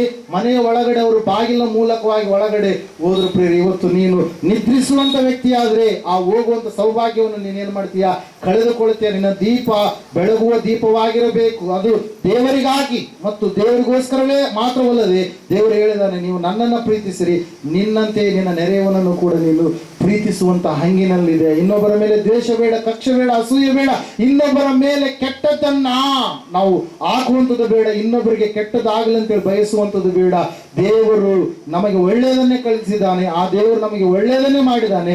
ಆ ಒಳ್ಳೆಯ ದೇವರ ಮಕ್ಕಳಾಗಿರ್ತಕ್ಕಂಥ ನಾವು ಇತರರಿಗೆ ಒಳ್ಳೆಯದಾಗಬೇಕಂತೇಳಿ ಅಪೇಕ್ಷಿಸುವಂಥವರಾಗಿರ್ಬೇಕು. ಒಳಗಿನಿಂದಲೂ ಹೊರಗಿನಿಂದಲೂ ಎರಡರಲ್ಲಿ ಕೂಡ ಒಳ್ಳೆಯದೇ ಆಗಲಿ ಎಂಬುದಾಗಿ ಬಯಸುವಂಥವರು ಸಭೆಯಾಗಿರ್ತಕ್ಕಂಥ ನಾವು ಆಗಿರ್ಬೇಕು. ಮೂರನೇದಾಗಿ ನಾವು ನೋಡ್ತಾ ಇದ್ದೇವೆ, ನಿದ್ರಿಸುವ ವಿಶ್ವಾಸಿಯಾಗಿ ಅವರು ಬಂದು ಎಚ್ಚರಿಕೆ ಕೊಡುವವರೆಗೂ ಕೂಡ ಈತನು ನಿದ್ದೆನೇ ಮಾಡ್ತಾ ಇದ್ದಾನೆ. ಹಲ್ಲೆಲೂಯಾ. ಇನ್ನು ನಿದ್ರೆಯಲ್ಲಿಯೇ ಮುಳುಗಿದ್ದಾನೆ. ಎಂತ ನಿದ್ರೆ ಅಂತೆ? ಗಾಢ ನಿದ್ರೆ, ಅಡಗು ಒಡೆದು ಹೋಗುವಂತ ಸ್ಥಿತಿಯಾಗಿದೆ. ಎಂತ ಸ್ಥಿತಿ ರೀ? ಅಡಗು ಒಡೆದು ಹೋದ್ರೆ ಇವರೆಲ್ಲರೂ ನೀರಿನಲ್ಲಿ ಜಲ ಸಮಾಧಿ ಆಗ್ತಾರೆ. ಹಲ್ಲೆಲೂಯಾ. ಆದ್ರೆ ವಾಕ್ಯ ಹೇಳ್ತಾರೆ, ಸತ್ಯವೇದ ಹೇಳ್ತಾ ಇದೆ, ಈ ಯೋನನು ನಿದ್ದೆ ಹತ್ತಿ ಮಲಗಿಕೊಂಡಿದ್ದಾನೆ. ಅಲ್ಲಿರ್ತಕ್ಕಂಥ ಜನರಾದ್ರು ಅನ್ಯರಾದ್ರು ಏನ್ ಮಾಡ್ತಾ ಇದಾರಂತೆ? ತಮ್ಮ ತಮ್ಮ ಜೀವವಿಲ್ಲದ ದೇವತೆಗಳಿಗೆ ಪ್ರಾರ್ಥಿಸ್ತಾ ಇದ್ದಾರೆ ಎಂಬುದಾಗಿ. ಹಲ್ಲೆಲೂಯಾ. ಮತ್ತೆ ಆ ವ್ಯಕ್ತಿ ಹೇಳ್ತಾ ಇದ್ದಾನೆ, ನೋಡ್ರಿ, ನೀನು ಒಂದು ವೇಳೆ ಪ್ರಾರ್ಥನೆ ಮಾಡಿದ್ರೆ, ನೀನು ದೇವರಿಗೆ ಮೊರೆ ಇಟ್ರೆ, ನಿನ್ನ ದೇವರು ನಮ್ಮನ್ನ ರಕ್ಷಿಸಿ ನಾಶವಾಗದ ಹಾಗೆ ನಮ್ಮನ್ನ ಉಳಿಸ್ತಾನೆ ಎಂಬುದಾಗಿ. ಹಲ್ಲೆಲೂಯಾ. ಪ್ರೈಸ್. ಅದಕ್ಕಾಗಿ ಪ್ರೇರಲ್ಲಿ ನಾವು ನೋಡ್ತಾ ಇದ್ದೇವೆ, ಮೊದಲನೇದಾಗಿ ಓಡಿ ಹೋಗುತ್ತಿರುವ ವಿಶ್ವಾಸಿ ನೀನು ಆಗಬೇಡ, ಎರಡನೇದಾಗಿ ಉಪಯೋಗವಿಲ್ಲದ ವಿಶ್ವಾಸಿ ಮಗನು ನೀನು ಆಗಬೇಡ, ಮೂರನೇದಾಗಿ ನಿದ್ರಿಸುವ ವ್ಯಕ್ತಿ ಆಗಬೇಡ. ಭಕ್ತಿಯಲ್ಲಿ ನೀನು ಯಾವಾಗಲೂ ಕೂಡ ಚೈತನ್ಯ ಭರಿತನಾಗಿರ್ತಕ್ಕಂಥ ವ್ಯಕ್ತಿಯಾಗಿ ನೀನು ಇರು. ನಾಲ್ಕನೇದಾಗಿ ಸಮಯದಲ್ಲಿ ನಾವು ನೋಡ್ತಾ ಇದ್ದೇವೆ, ಯೋನನ ಜೀವಿತದಲ್ಲಿ ಈ ಯೋನನು ಸ್ವಂತ ಚಿತ್ತವನ್ನು ನೆರವೇರಿಸುವಂತ ವ್ಯಕ್ತಿಯಾಗಿ ನಮಗೆ ಕಾಣಿಸ್ತಾ ಇದ್ದಾನೆ. ಹಾಗಾಗಿ ಎಂತ ಚಿತ್ತ ರೀ? ಸ್ವಚಿತ್ತ, ನನ್ನದೇ ಆಗಬೇಕು, ನನ್ನದೇ ಜರುಗಬೇಕು ಎನ್ನುವಂತ ಸ್ಥಿತಿಯಲ್ಲಿದ್ದಾನೆ. ದೇವರ ಚಿತ್ತ ಏನಾಗಿತ್ತು? ಯೋನನೇ, ನೀನು ನಿನೇವೆಗೆ ಹೋಗಿ ಅದನ್ನ ಖಂಡಿಸು. ಅಲ್ಲಿರ್ತಕ್ಕಂಥ ಜನರು ಬಹಳ ದುಷ್ಟರು, ಭಯಂಕರವಾದಂತಹ ಕಾರ್ಯಗಳನ್ನು, ಪಾಪಕೃತ್ಯಗಳನ್ನು ಮಾಡುವವರಾಗಿದ್ದಾರೆ ಅಂತ ಹೇಳಿ ದೇವರು ಹೇಳಿದ್ರೆ, ಯೋನನು ಆ ನಿನೆವೆಗೆ ಹೋಗೋದು ಬಿಟ್ಟು ಒಳ್ಳೆಯ ಏನಂತ ಹೇಳ್ತೀವಿ, ಆವತ್ತಿನ ದಿವಸದಲ್ಲಿ ಪ್ರವಾಸಿ ತಾಣದೋಪಾದಿಯಲ್ಲಿ ವ್ಯಾಪಾರದ ಕೇಂದ್ರವಾಗಿರ್ತಕ್ಕಂಥ ಯೊಪ್ಪಕ್ಕೆ ಇಳಿದು ತಾರ್ಷೀಸಿಗೆ ಹೋಗುವುದಕ್ಕಾಗಿ ಬಾಡಿಗೆ ಕೊಟ್ಟು ಏನ್ ಮಾಡ್ತಾ ಇದ್ದಾನೆ, ತೆರಳುತ್ತಾ ಇದ್ದಾನೆ. ಹಲ್ಲೆಲೂಯಾ. ಇಲ್ಲಿ ನಾವು ನೋಡ್ತಾ ಇದ್ದೇವೆ, ಯೋನನಲ್ಲಿ ತನ್ನ ಚಿತ್ತ, ಸ್ವಚಿತ್ತವೇ ಕಾಣಿಸ್ತಾ ಇದೆ ಹೊರತಾಗಿ ದೇವರಿಗೋಸ್ಕರವಾಗಿ ಬೆಳಗಬೇಕೆನ್ನುವಂತ ಸ್ಥಿತಿ ಆತನಿಗೆ ಕಾಣಿಸ್ತಾ ಇಲ್ಲ. ಆತನು ಅದಕ್ಕಾಗಿ ಸಾಯುವುದಕ್ಕಾದ್ರೂ ಕೂಡ ಸಿದ್ಧನಾಗಿರುವಂತದನ್ನ ನಾವು ನೋಡ್ತಾ ಇದ್ದೇವೆ. 4ನೇ ಅಧ್ಯಾಯದಲ್ಲಿ ನೀವು ತೆಗೆದಿದ್ದೆ ಆದ್ರೆ 8ನೇ ವಚನದಲ್ಲಿ ನಾವು ನೋಡ್ತಾ ಇದ್ದೇವೆ, ನಾನು ಬದುಕೋದಕ್ಕಿಂತ ಸಾಯುವುದೇ ಲೇಸು ಎಂದು ಮರಣವನ್ನ ಕೇಳಿಕೊಂಡನೆಂಬುದಾಗಿ ವಾಕ್ಯ ಹೇಳುತ್ತೆ. ಹಲ್ಲೆಲೂಯಾ. ನನ್ನ ಚಿತ್ತ ಏನು ನೀಡಲಿಲ್ಲ, ನಾನು ಅಂದ್ಕೊಂಡಿದ್ದು ಏನೂ ಆಗ್ಲಿಲ್ಲ, ಮರಣ ಬಂದು ಬಿಡ್ಲಿ. ಇವತ್ತಿನ ದಿವಸ ಅನೇಕ ವಿಶ್ವಾಸಿಗಳು ಕೂಡ ಅದನ್ನೇ ಕೇಳುವಂತವರಾಗಿರ್ತಾರೆ. ಮರಣವನ್ನು ನೀನು ಕೇಳಬೇಡ, ದೇವರು ಅದನ್ನು ದೇವರಿಗೆ ಒಪ್ಪಿಸಿಕೊಡು. ದೇವರು ಅದನ್ನ ಯಾವ ಸಮಯದಲ್ಲಿ ಏರ್ಪಾಟು ಮಾಡಿದನು ಆ ಸಮಯಕ್ಕೆ ನೀನು ಏನಾಗ್ತೀಯಾ, ದೇವರ ಬಳಿಯಲ್ಲಿ ಇರ್ತೀಯ. ಹಲ್ಲೆಲೂಯಾ. Praise the Lord. ನಾವು ನೋಡ್ತಾ ಇದ್ದೇವೆ, ವಾಕ್ಯ ಹೇಳ್ತಾ ಇದ್ದೇವೆ ಪ್ರಿಯರೇ, ಈತನು ಸ್ವಂತ ಚಿತ್ತವನ್ನು ನೆರವೇರಿಸುವಂತ ವ್ಯಕ್ತಿ. ಒಂದು ವೇಳೆ ಆವತ್ತಿನ ದಿವಸ ಆತನು ಸ್ವಂತ ಚಿತ್ತವನ್ನು ನೆರವೇರಿಸುವಂತ ಸ್ಥಿತಿಯಲ್ಲಿ ಇದ್ದ ಕಾರಣಕ್ಕಾಗಿಯೇ ಇಷ್ಟೆಲ್ಲ ನಷ್ಟಗಳು, ಇಷ್ಟೆಲ್ಲ ಸ್ಥಿತಿಗಳು ಬಂದು ಒಂದು ವೇಳೆ ಆತನು ದೇವರು ಹೇಳಿದಂತ ಸ್ಥಿತಿಯಲ್ಲಿ ಹೋಗಿದ್ರೆ ಈ ಓಡಿ ಹೋಗುವಂತ ವಿಶ್ವಾಸಿ ಆಗಿರ್ತಿದ್ದಿಲ್ಲ, ಉಪಯೋಗವಿಲ್ಲದ ವಿಶ್ವಾಸಿ ಆಗಿರ್ತಿದ್ದಿಲ್ಲ, ನಿದ್ರಿಸುವಂತ ವಿಶ್ವಾಸಿ ಆತನು ಆಗಿರ್ತಿದ್ದಿಲ್ಲ. ಪ್ರಿಯರೇ, ದೇವರ ಚಿತ್ತವನ್ನು ನೆರವೇರಿಸುವಂತ ವಿಶ್ವಾಸಿಯಾಗಿ, ಪ್ರಾರ್ಥಿಸುವಂತ ವಿಶ್ವಾಸಿಯಾಗಿ, ಉಪಯೋಗವುಳ್ಳ ವಿಶ್ವಾಸಿಯಾಗಿ ಆತನು ಇರ್ತಾ ಇದ್ದ. ಆತನಲ್ಲಿ ಸ್ವಂತ ಚಿತ್ತ ಇದೆ, ನನ್ನದೇ ನಡೆಯಬೇಕೆನ್ನುವಂತ ಒಂದು ಆಲೋಚನೆ ಆತನಲ್ಲಿ ಇಲ್ಲಿ ನಮಗೆ ಕಾಣಿಸ್ತಾ ಇದೆ. ಆತನು ಸಾವಿಗೂ ಕೂಡ ಆಹ್ವಾನವನ್ನ ಕೊಡ್ತಾ ಇದ್ದಾನೆ. ನಾನು ಬದುಕುವುದಕ್ಕಿಂತ ಸಾಯೋದಿಲ್ಲ, ನನ್ನಿಂದ ಯಾರಿಗೆ ಪ್ರಯೋಜನ. ಹಲ್ಲೆಲೂಯಾ. ನಿನ್ನಿಂದ ಯಾರಿಗೆ ಪ್ರಯೋಜನ ಅನ್ನುವಂಥ ಮಾತು ಬರಬಾರ್ದು. ಹಲ್ಲೆಲೂಯಾ. ನೀನ್ ಪ್ರಯೋಜನಕರವಾಗಿ ಇರಬೇಕಂತೇಳಿ ದೇವರು ನಿನ್ನನ್ನು ಏನ್ ಮಾಡಿದಾನೆ, ಈ ಲೋಕದಲ್ಲಿ ಇರಿಸಿದ್ದಾನೆ. ಹಲ್ಲೆಲೂಯಾ. ಅನೇಕರು ಬಾಯಿಂದ ನುಡಿತಾ ಇರ್ತಾರೆ, ಇಲ್ಲ ನನಗೆ ಸಾವು ಬಂದ್ಬಿಟ್ರೆ ಒಳ್ಳೆಯದು, ಸಾವೇ ನನಗೆ ಬೇಕು ಎಂಬುದಾಗಿ ಕರಿತಾ ಇರ್ತಾರೆ, ಸಾವಿಗೆ ಆಹ್ವಾನ ಕೊಡ್ತಾ ಇರ್ತಾರೆ. ಹಲ್ಲೆಲೂಯಾ. ಇಲ್ಲಿ ನಾವು ನೋಡ್ತಾ ಇದ್ದೇವೆ ಪ್ರಿಯರೇ, ಸ್ವಂತ ಚಿತ್ತ ಅದು ಏನ್ ಮಾಡುತ್ತೆ, ಸಾವಿನ ದವಡೆಯ ಕಡೆಗೆ ನಮ್ಮನ್ನು ನಡೆಸುವುದಕ್ಕಾಗಿ ಅವನು ಏನಂತ ಹೇಳ್ತೇವೆ, ಮನುಷ್ಯನಿಗೆ ಕಟ್ಟ ಕಡೆಗೆ ಕಾಣುವಂತ ಮಾರ್ಗ ಒಂದು, ಅದು ಸರಳವಾಗಿ ತೋರುವಂತ ಮಾರ್ಗ ಅಂತ. ಯಾವ ಮಾರ್ಗ ಅದು? ಮರಣ ಮಾರ್ಗ. ಅದಕ್ಕಾಗಿ ಅನೇಕರು ಆತ್ಮಹತ್ಯೆ ಕಡೆಗೆ ಹೋಗ್ತಾರೆ. ಹಲ್ಲೆಲೂಯಾ. ಯಾಕಂದ್ರೆ ಆ ಸಮಯದಲ್ಲಿ, ಆ ಸಂದರ್ಭದಲ್ಲಿ ಅವರಿಗೆ ಆಲೋಚನೆ ಹೇಳಿಕೊಡೋರು ಇರಲ್ಲ. ಹಲ್ಲೆಲೂಯಾ. ಇವತ್ತಿನ ದಿವಸ ಅನೇಕರು ಈ ಮೃತ್ಯುಂಜಯ ಮಠ ಬಾದಲಿಗೆ ಬಂದಂಥವ್ರು ಅನೇಕರು ಆತ್ಮಹತ್ಯೆ ಮಾಡಿಕೊಳ್ಳಬೇಕೆನ್ನುವ ಒಂದು ಸ್ಥಿತಿಯಲ್ಲಿ ಇರುವಂಥವ್ರು ವಾಕ್ಯ ಕೇಳಿ ಅವರು ತಮ್ಮ ಭಕ್ತಿಯ ಜೀವಿತವನ್ನು ಕಟ್ಟಿಕೊಂಡು ನಾವು ಆತ್ಮಹತ್ಯೆ ಮಾಡಿಕೊಳ್ಳುವಂಥದ್ದಲ್ಲ, ಆತ್ಮಹತ್ಯೆ ಅದೊಂದು ದೊಡ್ಡ ಪಾಪ ಎಂಬುದಾಗಿ ಗ್ರಹಿಸಿಕೊಂಡು ಅವರು ಆ ಒಂದು ಆಲೋಚನೆಯಿಂದ ಹೊರಗಡೆ ಬಂದು ಏನ್ ಮಾಡ್ತಾ ಇದ್ರು, ಇವತ್ತು ಭಕ್ತಿಯನ್ನ ಕಟ್ಟಿಕೊಳ್ಳುವಂಥವ್ರು ಇದ್ದಾರೆ. ಪ್ರಿಯರೇ, ದೇವರ ವಾಕ್ಯ ಹೇಳ್ತಾ, ಸತ್ಯವೇದ ಹೇಳ್ತಾ ಇದೆ ಪ್ರಿಯರೇ, ನೀನು ಒಂದು ವೇಳೆ ಸ್ವಂತ ನಿರ್ಧಾರ, ಸ್ವಂತ ಚಿತ್ತವನ್ನು ನೆರವೇರಿಸಿಕೊಳ್ಳುವಂಥ ವಿಶ್ವಾಸಿಯಾಗಿದ್ರೆ ನಿನ್ನ ಆಲೋಚನೆಗಳು ಕೇವಲ ಶಾರೀರಿಕ ಸಂಬಂಧವಾದಂಥ ಆಲೋಚನೆಗಳಾಗಿ, ಈ ಲೋಕಕ್ಕೆ ಸಂಬಂಧಪಟ್ಟಂತ ಆಲೋಚನೆಗಳಾಗಿ, ದೇವರ ವೈರತ್ವವನ್ನು ಕಟ್ಟಿಕೊಳ್ಳುವಂಥ ಆಲೋಚನೆಗಳುಳ್ಳವನಾಗಿ, ಸೈತಾನನಿಗೆ ಸಂಬಂಧಪಟ್ಟ ಆಲೋಚನೆಗಳುಳ್ಳವನಾಗಿ ನೀನು ಜೀವಿಸುವಂಥ ವ್ಯಕ್ತಿಯಾಗಿರ್ತೀಯ ಹೊರತಾಗಿ ಮತ್ತೆ ಬೇರೆ ಏನು ಕೂಡ ಆಗಿರೋದಕ್ಕೆ ಸಾಧ್ಯ ಇಲ್ಲ. ಆದರೆ ಇಲ್ಲಿ ಇವನನ್ನ ನೋಡ್ತಾ ಇದೆ, ಸತ್ಯವೇದ ಹೇಳ್ತಾ ಇದೆ ಪ್ರಿಯರೇ, ಆತನು ಸ್ವಚಿತ್ತವನ್ನು ನೆರವೇರಿಸಿಕೊಳ್ತಾ ಇದೆ. ಯಾವುದನ್ನ ರೀ? ಸ್ವಚಿತ್ತ. ಅಲ್ಲಿ ಯಾವ ಚಿತ್ತಂತೆ? ಸ್ವಂತ ಚಿತ್ತವನ್ನ ದೇವರ ಚಿತ್ತಕ್ಕೆ ಒಳಗಾಗ್ತಾ ಇಲ್ಲ. ದೇವರು ಹೇಳ್ತಾ ಇದ್ದಾರೆ, ನನ್ನ ಚಿತ್ತವೇ ನೆರವೇರಬೇಕು. ಹಲ್ಲೆಲೂಯಾ. Praise Lord. ಒಂದ್ಸಾರಿ 6ನೇ ಅಧ್ಯಾಯ ತೆಗೆದು ನೀವು, ಮತ್ತಾಯನ ಬರೆದ ಸುವಾರ್ತೆ ಪರಲೋಕದ ಪ್ರಾರ್ಥನೆಯಲ್ಲಿ ಏನಿದೆ? ಪರಲೋಕದಲ್ಲಿರುವ ನಮ್ಮ ತಂದೆಯೇ, 10ನೇ ವಚನ, ನಿನ್ನ ನಾಮವು ಪರಿಶುದ್ಧವೆಂದು ಎಣಿಸಲ್ಪಡಲಿ, ನಿನ್ನ ರಾಜ್ಯವು ಬರಲಿ, ನಿನ್ನ ಚಿತ್ತವು ಎಲ್ಲಿಯಂತೆ ಪರಲೋಕದಲ್ಲಿ ನೆರವೇರುವ ಪ್ರಕಾರ ಭೂಲೋಕದಲ್ಲಿಯೂ ನೆರವೇರಲಿ. ಭೂಲೋಕದಲ್ಲಿ ಅಂದ್ರೆ ಎಲ್ಲಿ? ನಮ್ಮಲ್ಲಿ, ಈ ಭೂಮಿಯ ಮೇಲೆ ಎಲ್ಲಿಯೂ ಕೂಡ ನಿನ್ನ ಚಿತ್ತವೇ ನೆರವೇರ. ಹಲ್ಲೆಲೂಯಾ. ದೇವರ ವಾಕ್ಯ ಹೇಳ್ತದೆ, ಸತ್ಯವೇದ ಹೇಳ್ತಾ ಇದೆ, ದೇವರು ತನ್ನ ಚಿತ್ತವನ್ನು ನೆರವೇರಿಸಬೇಕಂತೇಳಿ ಆತನು ಉದ್ದೇಶಿಸಿದ್ದಾನೆ.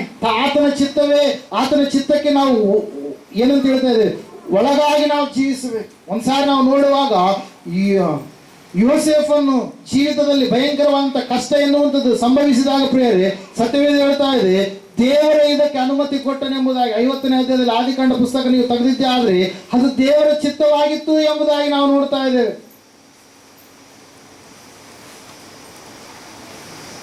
ಓದ್ಸಿರ 20ನೇ ವಚನ, 50-20. ನೀವಂತೂ ನನಗೆ ಕೇಡಾಗಬೇಕೆಂದು ಎಣಿಸಿದ್ದೀರಿ, ಆದರೆ ದೇವರು ಮೇಲಾಗಬೇಕೆಂದು ಸಂಕಲ್ಪಿಸಿದನು. ಈಗ ಅನುಭವಕ್ಕೆ ಬಂದ ಪ್ರಕಾರವೇ ಅನೇಕ ಪ್ರಾಣಿಗಳಿಗೆ ಸಂರಕ್ಷಣೆಯುಂಟಾಗುವಂತೆ ಮಾಡಿದನು ಎಂಬುದಾಗಿ. ಹಲ್ಲೆಲೂಯಾ. ಈ ವಾಕ್ಯ ಹೇಳ್ತಾ ಇದೆ ಪ್ರಿಯರೇ, ಆ ಸಹೋದರರು ಅಂದುಕೊಂಡ್ರೆ, ಅಯ್ಯೋ ಈ ಕನಸುಗಾರ ಬರ್ತಾ ಇದ್ದಾನೆ, ನಮ್ಮ ಮೇಲೆ ದೂರು ಹೇಳುವವನು ಬರ್ತಾ ಇದ್ದಾನೆ, ಇವನನ್ನು ಹೆಂಗಾದ್ರೂ ಮಾಡಿ ಏನ್ ಮಾಡ್ಬೇಕು, ನಾಶ ಮಾಡ್ಬೇಕು ಅಂತೇಳಿ ಬಾವಿಯಲ್ಲಿ ಹಾಕಿದ್ರು. ಅವನ ಮೈ ಕೊಟ್ಟಿರ್ತಕ್ಕಂಥ ಹೊಸದಾಗಿರ್ತಕ್ಕಂಥ ಕೋಟನ್ನ, ತಂದೆ ಗಿಫ್ಟ್ ಆಗಿ ಕೊಟ್ಟಿರ್ತಕ್ಕಂಥದ್ದನ್ನ ತೆಗೆದುಕೊಂಡ್ರು. ಒಂದು ಮರಿಯನ್ನ ಕಟ್ ಮಾಡಿ ಅದರ ಮೇಲೆ ರಕ್ತವನ್ನು ಹಾಕಿ, ಮಗ ಸತ್ತು ಹೋಗಿದ್ದಾನೆ, ನಿನಗೆ ಇಷ್ಟವಾದಂಥ ಯೋಸೇಫನು ಸತ್ತು ಹೋಗಿದ್ದಾನೆ ಎಂಬುದಾಗಿ ತಂದೆಗೆ ಹೇಳಿದ್ರು. ತಂದೆಗೆ ಬಹಳ ನೋವು ಪಡಿಸಿದ್ರು ಯಾಕೋಬನಿಗೆ. ಮತ್ತೆ ನಾವು ನೋಡ್ತಾ ಇದ್ದೇವೆ, ಬಾವಿಯಲ್ಲಿ ಹಾಕಿದಾದ ಮೇಲೆ ಇವನನ್ನು ಇಲ್ಲಿ ಹಾಕಿದ್ರೆ ನಮ್ಗೆ ಏನ್ ಬರುತ್ತೆ ಎಂಬುದಾಗಿ ನೆನೆಸಿ ಅಲ್ಲಿ ಮಿಥ್ಯಾನರು ಹೋಗ್ತಾ ಇರ್ಬೇಕಾದ್ರೆ ಅವರಿಗೆ ಏನ್ ಮಾಡಿದ್ರಂತ್ರಿ, 20 ಬೆಳ್ಳಿ ನಾಣ್ಯಗಳಿಗೆ ಮಾಡಿದ್ರು. ಇವನು ಎಲ್ಲಿದ್ರು ಕೂಡ ಇವನು ಏನಂತ ಹೇಳ್ತಾ ಇದ್ದಾರೆ, ಗುಲಾಮನಾಗಿ ಇರುವಂತ ಸಮಯದಲ್ಲಿ ಈ ಗುಲಾಮಗಿರಿಯಾಗಿ ಆ ಗುಲಾಮಗಿರಿ ಪದ್ಧತಿಯಲ್ಲಿ ಭಯಂಕರವಾದಂತ ಕಷ್ಟವನ್ನ ನಷ್ಟವನ್ನ ಇವನು ಅನುಭವಿಸ್ತಾನೆ. ಇವನು ಹೆಸರಿಲ್ಲಾರ್ದಂಗೆ ಆಗುತ್ತೆ. ಇವನನ್ನ ಯಾರು ಇಟ್ಕೊಳ್ತಾರೋ ಆ ಒಂದು ಮನೆಗೆ ಸೀಮಿತವಾಗಿರ್ತಾನೆ ಎಂಬುದಾಗಿ ಅವ್ರು ನೆನೆಸಿದ್ರು. ಕೇಡಾಗ್ಲಿ ಇವನಿಗೆ ಅಂತ ಹೇಳಿ ನೆನೆಸಿದ್ರು. ಆದ್ರೆ ದೇವರ ಚಿತ್ತ ಏನಾಗಿತ್ತು, ಬೇರೆ ಆಗಿತ್ತು. ಇಡೀ ಐಗುಪ್ತ ದೇಶ, ಇಡೀ ಪ್ರಪಂಚಕ್ಕೆ ಆಹಾರವನ್ನ ಸರಬರಾಜು ಮಾಡುವಂತ ವ್ಯಕ್ತಿಯಾಗಿ ದೇವರು ಯಾರನ್ನ ಆಶೀರ್ವಾದ ಮಾಡಿದ್ರಿ, ಯೋಸೇಫನನ್ನ. ಹಲ್ಲೆಲೂಯಾ. ಅದಕ್ಕಾಗಿ ದೇವರ ವಾಕ್ಯ ಹೇಳುತ್ತೆ, ಸತ್ಯವೇದ ಹೇಳುತ್ತೆ ಪ್ರಿಯರೇ, ನಮ್ಮ ಸ್ವಂತ ಚಿತ್ತಗಳಲ್ಲ, ದೇವರ ಚಿತ್ತಕ್ಕೆ ನಾವು ತಲೆಬಾಗಬೇಕಾಗಿದೆ. ಕೆಲವೊಂದು ಪರಿಸ್ಥಿತಿಗಳ ಮೂಲಕವಾಗಿ ಹೋಗುವಾಗ ನಮಗೆ ಅನಿಸುತ್ತೆ, ಅಯ್ಯೋ ಯಾಕೆ ಈ ಒಂದು ಪರಿಸ್ಥಿತಿಯಲ್ಲಿ ನಾನು ಹೋಗಬೇಕಾಗಿದೆ. ಆದರೆ ಅಲ್ಟಿಮೇಟ್ ರಿಸಲ್ಟ್ ಬಂದಾಗ ಗೊತ್ತಾಗುತ್ತೆ, ಒಂದು ವೇಳೆ ಆ ಮಾರ್ಗದಲ್ಲಿ ನಾನು ಬರಲಾರದೆ ಇದ್ದಿದ್ರೆ ಈ ಒಂದು ಸ್ಥಾನದಲ್ಲಿ ನಾನು ನಿಲ್ಲೋದಕ್ಕೆ ಸಾಧ್ಯ ಆಗ್ತಾ ಇರಲಿಲ್ಲ ಎಂಬುದಾಗಿ. ಯೋಬನು ನೆನೆಸಿದ್ನೇನೋ. ಹಲ್ಲೆಲೂಯಾ. ಏನಂತೇಳಿ, ಆ ಒಂದು ಕಷ್ಟದ ಸಮಯದಲ್ಲಿ ಸಾವನ್ನ, ಅಯ್ಯೋ ನಾನು ಪಿಂಡವಾಗಿರುವಾಗಲೇ ಸತ್ತಿದ್ರೆ ಚೆನ್ನಾಗಿರ್ತಿತ್ತು, ಇಷ್ಟೆಲ್ಲ ಕಷ್ಟ ನನಗೆ ಯಾಕೆ, ಮಕ್ಕಳನ್ನ ಕಳೆದುಕೊಂಡೆ, ಆಸ್ತಿಯನ್ನ ಕಳೆದುಕೊಂಡೆ, ಮನೆಯನ್ನ ಕಳೆದುಕೊಂಡೆ, ನನಗಿರ್ತಕ್ಕಂಥ ಎಲ್ಲ ಜೀವ ಜಂತುಗಳು, ನನ್ನ ಸಾಕು ಪ್ರಾಣಿಗಳೆಲ್ಲವನ್ನ ಕಳೆದುಕೊಂಡೆ, ಆಸ್ತಿ ಎಲ್ಲ ಒಂದೇ ದಿವಸದಲ್ಲಿ ಸೂರೆ ಆಯ್ತು. ಊಚ್ ಅನ್ನುವಂಥ ದೇಶದಲ್ಲಿ ದೊಡ್ಡದಾಗಿರ್ತಕ್ಕಂಥ ಶ್ರೀಮಂತನಾಗಿರ್ತಕ್ಕಂಥ ವ್ಯಕ್ತಿ ಒಂದೇ ದಿವಸದಲ್ಲಿ ನನ್ನ ಆಸ್ತಿ ಎಲ್ಲ ಏನಾಯ್ತ್ರಿ, ಕಳೆದುಕೊಂಡೆ. ಶರೀರದಲ್ಲಿ ಯಾವ್ದು ಸೌಖ್ಯ ಇದೆಯಾ ಎಂಬುದಾಗಿ ನೆನೆಸುವಾಗ ಶರೀರದಲ್ಲಿ ಕೂಡ ಸೌಖ್ಯ ಇಲ್ಲ. ಏನಾಗಿದೆ ಶರೀರದಲ್ಲಿ, ಏನಾಗಿದೆ ರೀ, ಏನಾಗಿದೆ, ಹುಣ್ಣುಗಳು ಹುಟ್ಟುಕೊಂಡಿದ್ದಾವೆ, ತನ್ನ ಜನನ ದಿವಸವನ್ನೇ ಶಪಿಸಿಕೊಳ್ಳುವಂತಹ ಕಾರ್ಯಗಳು. ಆದರೆ 42ನೇ ಅಧ್ಯಾಯಕ್ಕೆ ಬಂದಾಗ ದೇವರ ಚಿತ್ತ ಏನಾಗಿತ್ತು ಎಂಬುದಾಗಿ ನಾವು ನೋಡ್ತಾ ಇದ್ದೇವೆ. ಹಲ್ಲೆಲೂಯಾ. 500, 1000, 1500 ಅವು ಏನಾಗ್ತಾ ಇದಾವೆ, ದ್ವಿಗುಣವಾಗ್ತಾ ಇದ್ದಾವೆ, ಹೆಚ್ಚಾಗ್ತಾ ಇದ್ದಾವೆ. ದೇವರು ಆತನನ್ನ ಆ ಒಂದು ಅನುಭವದ ಮೂಲಕವಾಗಿ ಕರೆದುಕೊಂಡು ಬಂದದಾದ ಮೇಲೆ, ದೇವರ ಚಿತ್ತ ನೆರವೇರಿಸಲ್ಪಟ್ಟದಾದ ಮೇಲೆ ಆತನ ಸ್ವತ್ತನ್ನ ದೇವರು 2ರಷ್ಟು ಏನ್ ಮಾಡಿದಂತೆ ಹೆಚ್ಚಿಸಿದ್ರು ಪ್ರಿಯರೇ. 500 ಇದ್ದುದು 1000 ಆದ್ರು, 3000 ಇದ್ದುದು 6000 ಆದ್ರು. ಹಲ್ಲೆಲೂಯಾ. ಫ್ರೆಂಡ್ಸ್, ಆತನಿಗೆ ಮಕ್ಕಳು ಹುಟ್ಟಿದ್ರೆ 4 ತಲೆಗಳನ್ನು ನೋಡುವಂತ ರೀತಿಯಲ್ಲಿ ಆಶೀರ್ವಾದಕರವಾಗಿ ಆತನು ಜೀವಿಸಿದನೆಂಬುದಾಗಿ ನಾವು ನೋಡ್ತಾ ಇದ್ದೇವೆ. ಅದಕ್ಕಾಗಿ ಸ್ವಚಿತ್ತ ಅಲ್ಲ, ದೇವರ ಚಿತ್ತಕ್ಕೆ ನೀನು ಒಳಗಾಗೋದು ಎಂತಹ ಸ್ಥಿತಿಯಲ್ಲಿ ಮುಂದೊಂದು ದಿವಸ ಆ ಒಂದು ಉನ್ನತ ಸ್ಥಾನಕ್ಕೆ ನೀನು ಹೋದಾಗ ನಿನಗೆ ಗೊತ್ತಾಗುತ್ತೆ ಏನಂತೇಳಿ, ಅಯ್ಯೋ ದೇವರ ಆ ಒಂದು ಮಾರ್ಗದ ಮೂಲಕವಾಗಿ ನಡೆಸಿದ್ದರ ಕಾರಣಕ್ಕಾಗಿ ನಾನು ಇಲ್ಲಿ ನಿಂತಿರುವಂತ. ಒಂದು ವೇಳೆ ನನ್ನ ಸ್ವಂತ ಆಲೋಚನೆ ಮೂಲಕವಾಗಿ ನಾನು ನಿಂತಿದ್ರೆ ನಾನು ಅಲ್ಲಿಯೇ ಇರಬೇಕಾಗಿತ್ತು. ಹಲ್ಲೆಲೂಯಾ. ನಾನು ಉನ್ನತವಾದ ಸ್ಥಾನದಲ್ಲಿ ಇರೋದಕ್ಕೆ ಸಾಧ್ಯ ಆಗ್ತಾನೇ ಇರಲಿಲ್ಲ ಎಂಬುದಾಗಿ. ಅದಕ್ಕಾಗಿ ಪ್ರಿಯರೇ, ಇವತ್ತಿನ ದಿವಸ ನಮ್ಮ ಚಿತ್ತವಲ್ಲ, ದೇವರೇ ನಿನ್ನ ಚಿತ್ತ ನನ್ನಲ್ಲಿ ನೆರವೇರಿಸು. ಅದು ಎಂತಹ ಶ್ರಮೆಯೇ ಆಗಿರಲಿ, ಶೋಧನೆಯೇ ಆಗಿರಲಿ, ಸಂಕಟವೇ ಆಗಿರಲಿ, ಬಾಧೆಯೇ ಆಗಿರಲಿ, ಅನಾರೋಗ್ಯವಾಗಿರಲಿ, ಆ ಎಲ್ಲ ಸಮಯದಲ್ಲಿ ನಾವು ದೇವರೇ ನಿನ್ನ ಚಿತ್ತವೇ ಜರುಗಿಸಿ ಎಂಬುದಾಗಿ ನಾವು ಕೇಳಿಕೊಳ್ಳುವಾಗ ಖಂಡಿತವಾಗಿ ಮುಂದೆ ಒಂದು ದಿವಸ ಫಲದ ಕಾಲ ಅದು ಬಂದೇ ಬರುತ್ತೆ. ಆ ಫಲದ ಕಾಲದಲ್ಲಿ ಖಂಡಿತವಾಗಿ ಆ ಒಂದು ದೇವರ ಚಿತ್ತದ ಒಂದು ಆಶೀರ್ವಾದ ಏನೆಂಬುದಾಗಿ ಅವತ್ತು ನಮಗೆ ಗೊತ್ತಾಗುತ್ತೆ ಪ್ರಿಯರೇ. 4ನೇದಾಗಿ ನಾವು ನೋಡ್ತಾ ಇದ್ದೇವೆ, ಸ್ವಚಿತ್ತ ನೆರವೇರಿಸುವಂತ ವಿಶ್ವಾಸಿಯಾಗಿ ಇವನನ್ನು ಕಾಣಿಸ್ತಾ ಇದ್ದಾನೆ. ಆದರೆ ಇವತ್ತಿನ ದಿವಸ ನಾವು ದೇವರ ಚಿತ್ತಕ್ಕೆ ಒಳಗಾಗಿ ನಾವು ಎದ್ದು ದೇವರ ಚಿತ್ತವನ್ನ ನೆರವೇರಿಸುವ ಮಕ್ಕಳಾಗಿ ನಾವು ಇರಬೇಕು. 5ನೇದಾಗಿ ನಾವು ನೋಡ್ತಾ ಇದ್ದೇವೆ, ಇವನಲ್ಲಿ ಪ್ರೀತಿ ಇಲ್ಲದ ವಿಶ್ವಾಸಿಯಾಗಿ ಕಾಣಿಸ್ತಾ ಇದ್ದಾನೆ. ಹಲ್ಲೆಲೂಯಾ. ಈತನಿಗೆ ಪ್ರೀತಿಯ ಒಂದು ಅನುಭವ ಇಲ್ಲ, ಪ್ರೀತಿಯ ಒಂದು ವಿಷಯ ಇಲ್ಲದ ಸ್ಥಿತಿಯಲ್ಲಿ ಈತನು ಕಾಣಿಸ್ತಾ ಇದ್ದಾನೆ. 14ನೇ ಅಧ್ಯಾಯ ಯೋಹಾನ ಬರೆದ ಸುವಾರ್ತೆ ಓದ್ತೀರಿ ಯಾರಾದ್ರೂ ಒಂದ್ಸಲ?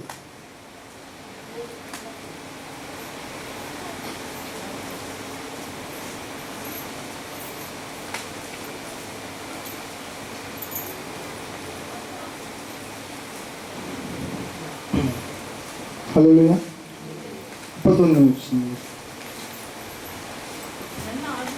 ನನ್ನ ಆಜ್ಞೆಗಳನ್ನು ಹೊಂದಿ ಅವುಗಳನ್ನು ಕೈಕೊಂಡು ನಡೆಯುವವನೇ ನನ್ನನ್ನು ಪ್ರೀತಿಸುವವನು, ನನ್ನನ್ನು ಪ್ರೀತಿಸುವವನು ನನ್ನ ತಂದೆಗೆ ಪ್ರಿಯನಾಗಿರುವನು, ನಾನು ಅವನನ್ನು ಪ್ರೀತಿಸಿ ಅವನಿಗೆ ಕಾಣಿಸಿಕೊಳ್ಳುವೆನು ಎಂದು ಹೇಳಿದನು ಎಂಬುದಾಗಿ. Hallelujah, praise the Lord. ದೇವರ ಪ್ರೀತಿ ಅದನ್ನ ನಾವು ಯಾವುದರ ಮೂಲಕವಾಗಿ ಅನುಭವಿಸೋದಕ್ಕೆ ಸಾಧ್ಯ ರೀ? ದೇವರ ಆಜ್ಞೆಗಳನ್ನು ಕೈಕೊಂಡು ನಡೆಯುವ. ಹಲ್ಲೆಲೂಯಾ. ಇಲ್ಲಿ ವಾಕ್ಯ ಹೇಳ್ತಾ ಇದೆ, ಸತ್ಯವೇದ ಹೇಳ್ತಾ ಇದೆ, ನನ್ನ ಆಜ್ಞೆಗಳನ್ನು ನೀವು ಹೊಂದಿ ಅವುಗಳನ್ನು ಕೈಕೊಂಡು ನಡೆಯುವುದೇ ಆದರೆ ನೀವು ನನ್ನನ್ನು ಪ್ರೀತಿಸುವವರು ಆಗಿದ್ದೀರಿ ಎಂಬುದಾಗಿ. ಒಂದು ವೇಳೆ ನೀವು 15ನೇ ವಚನದಲ್ಲಿ ಅಂದ್ಕೊಳ್ತೀನಿ, ನೀವು ನನ್ನನ್ನು ಪ್ರೀತಿಸುವವರಾದರೆ ನನ್ನ ಆಜ್ಞೆಗಳನ್ನು ಕೈಕೊಂಡು ನಡೆಯುವಿರಿ, ಆಗ ನಾನು ತಂದೆಯನ್ನ ಕೇಳಿಕೊಳ್ಳುವೆನು, ಆತನು ನಿಮಗೆ ಬೇರೊಬ್ಬ ಸಹಾಯಕರನ್ನ ಸದಾಕಾಲ ನಿಮ್ಮ ಸಂಗಡ ಇರುವುದಕ್ಕೆ ಕೊಡುವನು ಎಂಬುದಾಗಿ. ಹಲ್ಲೆಲೂಯಾ. ಇಲ್ಲ ನೋಡ್ತಾ ಇದೆ, ವಾಕ್ಯ ಹೇಳ್ತಾ ಇದೆ ಪ್ರಿಯರೇ, ಈ ಯೋನನಲ್ಲಿ ಪ್ರೀತಿ ಎನ್ನುವಂಥದ್ದು ಕಾಣಿಸ್ತಾ ಇಲ್ಲ. 1 ಕೊರಿಂಥ 13ನೇ ಅಧ್ಯಾಯ 4, 5, 6 ವಚನಗಳನ್ನು ನಾವು ಓದಿಕೊಳ್ಳುವಾಗ ಪ್ರೀತಿ ಎನ್ನುವಂಥದ್ದು ಉಬ್ಬಿಕೊಳ್ಳೋದಿಲ್ಲ, ಮರ್ಯಾದೆಗೆಟ್ಟದು ನಡೆಯೋದಿಲ್ಲ, ಸ್ವಪ್ರಯೋಜನವನ್ನ ಅದು ಏನ್ ಮಾಡೋದಿಲ್ಲ ಅಂತೆ. ಓದ್ತಿರೋ ಒಂದ್ಸಾರಿ.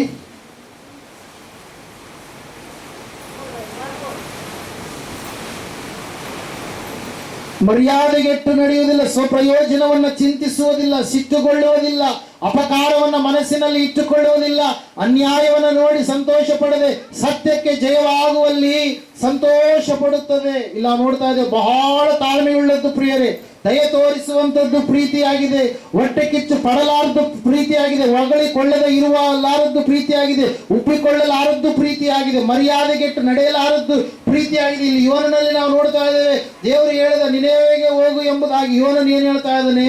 ಆ ನಿನೆವೆಗೆ ಹೋದ್ರೆ ಅಲ್ಲಿರ್ತಕ್ಕಂಥ ಜನರು ಏನಾಗ್ತಾರೆ? ರಕ್ಷಣೆ ಹೊಂದುತ್ತಾರೆ. ಇನ್ನೊಬ್ಬರ ಕುರಿತಾಗಿ ಪ್ರೀತಿಯ ವಿಷಯವಾಗಿ ಈತನಲ್ಲಿ ಕಾಣಿಸ್ತಾ ಇಲ್ಲ. ಪ್ರೀತಿ ಇಲ್ಲದ ವಿಶ್ವಾಸಿಯಾಗಿ ಆತ್ಮಗಳನ್ನು ರಕ್ಷಣೆ ಮಾಡುವಂತ ಜವಾಬ್ದಾರಿ ಬಾಧ್ಯತೆ ಈತನಿಗೆ ಕೊಟ್ಟಾಗಲೂ ಕೂಡ ಆತ್ಮಗಳನ್ನು ರಕ್ಷಣೆ ಮಾಡಲಾರದಂತ ಸ್ಥಿತಿಯ ಕಡೆಗೆ ಈತನು ಜೀವಿಸ್ತಾ ಇದ್ದಾನೆ. ವಾಕ್ಯ ಹೇಳ್ತದೆ, ಸತ್ಯವೇದ ಹೇಳ್ತಾ ಇದೆ ಪ್ರಿಯರೇ, ಈತನಲ್ಲಿ ಪ್ರೀತಿ ಕಾಣಿಸ್ತಾ ಇಲ್ಲ. ತಲಾಂತುಗಳು ದೇವರು ಕೊಟ್ಟಾಗಲೂ ಕೂಡ ಅವುಗಳನ್ನು ಸರಿಯಾದ ರೀತಿಯಲ್ಲಿ ಉಪಯೋಗ ಮಾಡಿಕೊಳ್ತಾ ಇಲ್ಲ. ದೇವರಿಗೋಸ್ಕರವಾಗಿ ಜೀವಿಸುವ ಬದುಕನ್ನ ಈತನು ಬದುಕ್ತಾ ಇಲ್ಲ. ದೇವರ ವಾಕ್ಯ ಹೇಳ್ತದೆ, ಸತ್ಯವೇದ ಹೇಳ್ತಾ ಇದೆ, ಪ್ರೀತಿ ಇಲ್ಲದ ವಿಶ್ವಾಸಿಯಾಗಿರುವ ಕಾರಣಕ್ಕಾಗಿ ನಿನೆವೆಗೆ ನಾನು ಯಾಕೆ ಹೋಗ್ಬೇಕು, ನಾನು ತಾರ್ಸಿಸಿಗೆ ಹೋಗ್ಬೇಕಂತೇಳಿ ಓಡಿ ಹೋಗ್ತಾ ಇದ್ದಾನೆ. ನಿನೆವೆ ಜನರು ಹೆಂಗಾದ್ರೂ ಸಾಯಿ, ಅವ್ರು ನರಕಕ್ಕಾದ್ರೂ ಹೋಗ್ಲಿ, ಏನಾದ್ರೂ ಆಗ್ಲಿ, ಅವ್ರಿಗೆ ಎಂತಹ ನಾಶನಾದ್ರೂ ಬರಲಿ, ಆದ್ರೆ ನನಗೆ ಅದು ಬೇಕಾಗಿಲ್ಲ, ನಾನು ಮಾತ್ರ ತಾರ್ಸಿಸಿಗೆ ಹೋಗ್ತೀನಿ ಎಂಬುದಾಗಿ. ಹಲ್ಲೆಲೂಯಾ. ಇವತ್ತು ದಿವಸ ಎಷ್ಟು ಜನರು ನೀವು ಪ್ರೀತಿ ಇಲ್ಲದ ವಿಶ್ವಾಸಿಗಳಾಗಿ ಜೀವಿಸ್ತಾ ಇದ್ರಿ. ದೇವರು ತಲಾಂತುಗಳನ್ನು ಕೊಟ್ಟಾಗಲೂ ಕೂಡ ಆತ್ಮ ರಕ್ಷಣೆ ಉಳ್ಳವರಾಗಿ ನೀವು ಕಾದುಕೊಂಡು ದೇವರಿಗೋಸ್ಕರವಾಗಿ ಜೀವಿಸಬೇಕೆನ್ನುವಂತ ಆಲೋಚನೆ ಉಳ್ಳವರಾಗಿ ಇದ್ದಾಗಲೂ ಕೂಡ ನಿನ್ನ ಕುಟುಂಬದಲ್ಲಿ ಇನ್ನು ಎಷ್ಟೋ ಜನರನ್ನ ನೀನೇನ್ ಮಾಡಿಲ್ಲ, ದೇವರ ಸನ್ನಿಧಾನಕ್ಕೆ ನಡೆಸಿಲ್ಲ. ಹಲ್ಲೆಲೂಯಾ. ಗಂಡನು ಹೆಂಡತಿಯನ್ನ ದೇವರ ಸನ್ನಿಧಾನಕ್ಕೆ ನಡೆಸಬೇಕು, ಹೆಂಡತಿ ಗಂಡನನ್ನ, ಮಕ್ಕಳನ್ನ, ನಿನ್ನ ಕುಟುಂಬದಲ್ಲಿರ್ತಕ್ಕಂಥ ನಿನ್ನ ಮೊಮ್ಮಕ್ಕಳು, ನಿನ್ನ ಅತ್ತೆ ಮಾವ ಯಾರಿದ್ರೆ ಅವರೆಲ್ಲರನ್ನ ನಿನ್ನ ದೇವರ ಸನ್ನಿಧಾನಕ್ಕೆ ನಡೆಸು. ಅವರಿಗೆ ಗೊತ್ತಿಲ್ಲ ದೇವರ ಕುರಿತಾಗಿ ಏನಿದೆ ಎಂಬುದಾಗಿ, ಮುಂದೆ ಆಗಲಿಕ್ಕಿರ್ತಕ್ಕಂಥ ಕಾರ್ಯಗಳು ಏನೆಂಬುದಾಗಿ ಅವರಿಗೆ ಗೊತ್ತಿಲ್ಲಾರಂತ ಸ್ಥಿತಿಯಲ್ಲಿ ಜೀವಿಸ್ತಾ ಇದ್ದಾರೆ ಪ್ರಿಯರೇ. ಆವತ್ತಿನ ದಿವಸ ಅಪ್ಪರು ಹೇಳಿದ್ರಲ್ಲ, ಕಠಿಣ ಕಾಲಗಳು ಬಂದಾಗ ದೇವರು ಪ್ರತ್ಯಕ್ಷವಾಗೋದಕ್ಕಿಂತ ಮುಂಚಿತವಾಗಿ ಆತನ 2ನೆಯ ಬರೋಣದ ಸಮಯದಲ್ಲಿ ಜನರೆಲ್ಲರೂ ಎದೆ ಬಡಿದುಕೊಳ್ಳುತ್ತಾರೆ. ಯಾಕಂತಂದ್ರೆ ಭಯಂಕರವಾದಂತ 7 ವರ್ಷಗಳ ಶ್ರಮೆಯ ಕಾಲ ಬರಲಿಕ್ಕಿದೆ. ಸಾವನ್ನ ಕೋರ್ತಾರೆ, ಸಾವು ಬರೋದಿಲ್ಲ. ಹಲ್ಲೆಲೂಯಾ. ಮಿಡತೆಗಳು ಕಡಿದ್ರೆ ಏನ್ ಕಡ್ದಂಗ ಆಗ್ತವಂತ್ರಿ? ಚೇಳು ಕಡ್ದಂಗ ಆಗ್ತದೆ. ಎಷ್ಟು ತಿಂಗಳ ಕಾಲ ಅಂತೆ? 5 ತಿಂಗಳು 6 ತಿಂಗಳ ಕಾಲ ಅದೇನಿರುತ್ತೆ, ನೋವು ಹಂಗೆ ಇರುತ್ತೆ. ಹಲ್ಲೆಲೂಯಾ. ಎಷ್ಟ್ರಿ? ಅಷ್ಟು ತಿಂಗಳ ಕಾಲ ನೋವನ್ನು ಹಂಗೆ ಅನುಭವಿಸ್ತಾ ಇರ್ತಾರೆ. ಈಗ ಯಾರಿಗನ್ನ ಚೇಳು ಕಡಿದ್ರೆ 24 ತಾಸುವರೆಗೆ ಅದರ ಪ್ರಭಾವ ಇರುತ್ತೆ ಕೆಲವೊಬ್ರು. ಹಲ್ಲೆಲೂಯಾ. Praise Lord. ಎಷ್ಟು ಇದು ಮಾಡಿದ್ರೆ ಕೆಲವೊಬ್ಬರು ಏನ್ ಮಾಡ್ತಾರೆ, ಅದೇ ನೋವಿನಲ್ಲಿ ಇರ್ತಾರೆ. ಆದ್ರೆ ದೇವರಲ್ಲಿ ಮೃತ್ಯುಂಜಯ ಮಠ ಪ್ರಾರ್ಥನೆ ಮೂಲಕವಾಗಿ ಅನೇಕರು ಫೋನ್ಗಳು ಮಾಡಿಸ್ಕೊಳ್ತಾರೆ. ಆ ಕಡೆ ಚಿಕ್ಕಬಳ್ಳಾರಿಯಿಂದ, ಈ ಕಡೆ ಎಲ್ದೊಡ್ಡಿಯಿಂದ, ಗಿಣಿವಾರ, ಬೇರೆ ಬೇರೆ ಪ್ರಾಂತ್ಯದಿಂದ ಫೋನ್ ಮಾಡ್ತಾ ಇರ್ತಾರೆ. ಹಲ್ಲೆಲೂಯಾ. ಪ್ರಾರ್ಥನೆ ಮಾಡಿದ ತಕ್ಷಣನೇ ದೇವರವರಲ್ಲಿ ಏನ್ ಮಾಡ್ತಾ ಇದ್ದಾನೆ, ಅದ್ಭುತ ಮಾಡ್ತಾ ಇದ್ದಾನೆ. ಇಲ್ಲಾಂತಂದ್ರೆ ಅವ್ರು ಯಾಕೆ ಪಾಪ ಕಷ್ಟಪಟ್ಟು ಅವರ ಮನೆಯನ್ನು ಹುಡುಕಿಕೊಂಡು ಹೋಗಿ ಅವರ ಬಳಿಯಲ್ಲಿ ಹೋಗಿ ಇಲ್ಲ ಫೋನ್ ಮಾಡಿ ಅಂತ ಕೇಳ್ತಾರೆ ಹೇಳ್ರಿ? ಅದ್ಭುತ ಆದ್ರನೇ ಅಲ್ವಾ ಕೇಳೋದು. ಹಲ್ಲೆಲೂಯಾ. ಇಲ್ಲ ನೋಡ್ತಾ ಇದ್ದೇವೆ ಪ್ರಿಯರೇ, ಅಂತಹ ಒಂದು ಸಮಯ ಬರ್ಲಿಕ್ಕಿದೆ. ಭಯಂಕರವಾದಂತ ಕಠಿಣ ಕಾಲಗಳು ಬರ್ಲಿಕ್ಕಿದಾವೆ. ಘೋರವಾದಂತ ಪರಿಸ್ಥಿತಿಗಳ ಮಧ್ಯದಲ್ಲಿ ಜನರು ಹೋಗ್ಲಿಕ್ಕಿದ್ದಾರೆ. ನಷ್ಟ ಎನ್ನುವಂಥದ್ದು ಎಲ್ಲ ಕಡೆಗೆ ತಾಂಡವ ಆಡ್ಲಿಕ್ಕಿರುವಂತ ಸಮಯದಲ್ಲಿ ಅವರಿಗೆ ಗೊತ್ತಿಲ್ಲ ಆ ವಿಷಯ. ನೀವು ಸಭೆಗೆ ಬಂದಿರೋ ನಿಮಗೆ ಗೊತ್ತಿದೆ, ದೇವರು ಮುಂದೆ ಏನು ಮಾಡ್ತಾನೆ ಅಂತೇಳಿ ನಿಮಗೆ ಗೊತ್ತು. ಆ ಗೊತ್ತಿರ್ತಕ್ಕಂಥ ವಿಷಯಗಳು ನೀವು ತಿಳಿದುಕೊಂಡಿದ್ದಾದ ಮೇಲೆ ನೀವು ನಿಮ್ಮ ಮೊಮ್ಮಕ್ಕಳನ್ನ, ನಿಮ್ಮ ಮಕ್ಕಳನ್ನ, ನಿಮ್ಮ ಯಜಮಾನನನ್ನ ದೇವರ ಮಾರ್ಗದ ಕಡೆಗೆ ನೀವು ನಡೆಸಬೇಕು. ದೇವರು ವಾಕ್ಯ ಹೇಳುತ್ತೆ, ಸುಮ್ಮನೆ ಆಡುವ ಪ್ರತಿಯೊಂದು ಮಾತಿನ ವಿಷಯವಾಗಿ ನ್ಯಾಯ ವಿಚಾರಣೆ ದಿವಸದಲ್ಲಿ ನೀವು ಉತ್ತರ ಕೊಡಬೇಕು. ನಿನ್ನ ಮಾತು ಹೌದಾಗಿದ್ರೆ ಹೌದು ಎನ್ನಬೇಕು, ಇಲ್ಲವಾಗಿದ್ರೆ ಇಲ್ಲ ಎನ್ನಬೇಕು. ಹಲ್ಲೆಲೂಯಾ. ನಿನ್ನ ಮಾತುಗಳಿಂದಲೇ ನೀನು ನೀತಿವಂತನೆಂದು, ನಿನ್ನ ಮಾತುಗಳಿಂದಲೇ ನೀನು ಏನಂತೆ ಅನೀತಿವಂತನೆಂದು ತೀರ್ಪು ಹೊಂದುವುದಕ್ಕೆ ಸಾಧ್ಯ. 12ನೇ ಮತ್ತಾಯನ ಸುವಾರ್ತೆ 36ನೇ ವಚನದಲ್ಲಿ ಅದರ ಕುರಿತಾಗಿ ಸವಿಸ್ತಾರವಾಗಿ ಸ್ವಾಮಿ ಹೇಳಿರುವಂಥದ್ದನ್ನು ನಾವು ನೋಡ್ತಾ ಇದ್ದೇವೆ. ಸಹೋದರ ಸಹೋದರಿ, ನಿನ್ನ ಮಾತುಗಳ ವಿಷಯದಲ್ಲಿಯೂ ಕೂಡ ಜಾಗರೂಕನಾಗಿ ನೀನು ಇರಬೇಕು. ಪಥ್ಯ ಮಾತುಗಳನ್ನು ಮಾತಾಡ್ರಿ, ರಸಭರಿತವಾಗಿರ್ತಕ್ಕಂಥ ಇಂಪನ ಮಾತುಗಳಾಗಿ ನಿಮ್ಮ ಮಾತುಗಳು ಇರಲಿ. ಇನ್ನೊಬ್ಬರನ್ನ ರಕ್ಷಣೆ ಮಾರ್ಗದ ಕೆಳಗೆ ನಡೆಸುವ ಮಾತುಗಳಾಗಿ ನಿಮ್ಮ ಮಾತುಗಳು ಇರಲಿ. ನಿಮ್ಮ ಮಾತುಗಳು ಕತ್ತಿಯೋಪಾದಿಯಲ್ಲಿ ಇರಬಾರ್ದು. ನಿಮ್ಮ ಮಾತುಗಳು ಬೆಂಕಿಯೋಪಾದಿಯಲ್ಲಿ ಇರಬಾರ್ದು. ನಿಮ್ಮ ಮಾತುಗಳು ಅನೇಕರಿಗೆ ಗಾಯಪಡಿಸುವಂತ ಉಪಾದಿಯಲ್ಲಿ ಇರಬಾರ್ದು. ನಿಮ್ಮ ಮಾತುಗಳು ಮೃದುವಾಗಿ, ನಿಮ್ಮ ಮಾತುಗಳು ದೇವರ ಕಡೆಗೆ ನಡೆಸುವಂತ ರಕ್ಷಣೆಯ ಮಾತುಗಳಾಗಿ ಇರಬೇಕೆಂಬುದಾಗಿ ನಾವು ವಾಕ್ಯದಲ್ಲಿ ನೋಡ್ತಾ ಇದ್ದೇವೆ. ಪ್ರಿಯರೇ, ನೀನು ಪ್ರೀತಿಯುಳ್ಳ ವಿಶ್ವಾಸಿಯಾಗಿ ನೀನು ಜೀವಿಸಬೇಕಾಗಿದೆ. ನಿನಗೆ ದೇವರು ಕೊಟ್ಟಿರ್ತಕ್ಕಂಥ ತಲಾಂತು, ಆ ತಲಾಂತನ ದೇವರ ರಾಜ್ಯಕ್ಕಾಗಿ ನೀನು ಉಪಯೋಗ ಮಾಡ. ಒಳ್ಳೆಯ ಪ್ರಾರ್ಥನೆಯ ಪರಲು ನೀನು ಆಗ್ಬೇಕು. ಪ್ರಾರ್ಥನೆ ಪರಲು ನೀನು ಆಗಬೇಕು. ದೇವರನ್ನ ಪ್ರಾರ್ಥಿಸುವಂತ ವ್ಯಕ್ತಿಯಾಗಿ ನೀನು ಇರಬೇಕು. ಹಾಡುಗಳನ್ನು ಆಡುವಂತ ವ್ಯಕ್ತಿಯಾಗಿ ನೀನು ಇರಬೇಕು. ಆರಾಧನೆಯ ವೀರನಾಗಿ ನೀನು ಬೆಳಗಬೇಕು. ಅನೇಕರು ಇವತ್ತಿನ ದಿವಸ ಸಭೆಯಲ್ಲಿ ಹಾಡುಗಳನ್ನು ಕಟ್ತಾ ಇದ್ದಾರೆ. ದೇವರಿಗೆ ಸ್ತೋತ್ರ. ಹಲ್ಲೆಲೂಯಾ. ನಾನು ಯಾವಾಗೋ ಹೇಳಿದ್ದೀನಿ, ದೇವರು ನಿಮ್ಗೆ ಕೊಟ್ಟಿರ್ತಕ್ಕಂಥ ತಲಾಂತುಗಳನ್ನು ನೀವು ದೇವರಿಗಾಗಿ ಉಪಯೋಗ ಮಾಡಿಕೊಳ್ಳಿ. ಹಲ್ಲೆಲೂಯಾ. ಅನೇಕರು ಇವತ್ತಿನ ದಿವಸ ದೇವರ ರಾಜ್ಯಕ್ಕಾಗಿ ನಾವು ಕೂಡ ಮುಂಚೂಣಿಯಲ್ಲಿ ಇರಬೇಕಂತೇಳಿ ಮುಂದೆ ದೇವರ ಕಾರ್ಯಗಳಿಗೋಸ್ಕರವಾಗಿ ಕೈ ಹಾಕಿ ನಿಲ್ತಾ ಇದ್ದಾರೆ.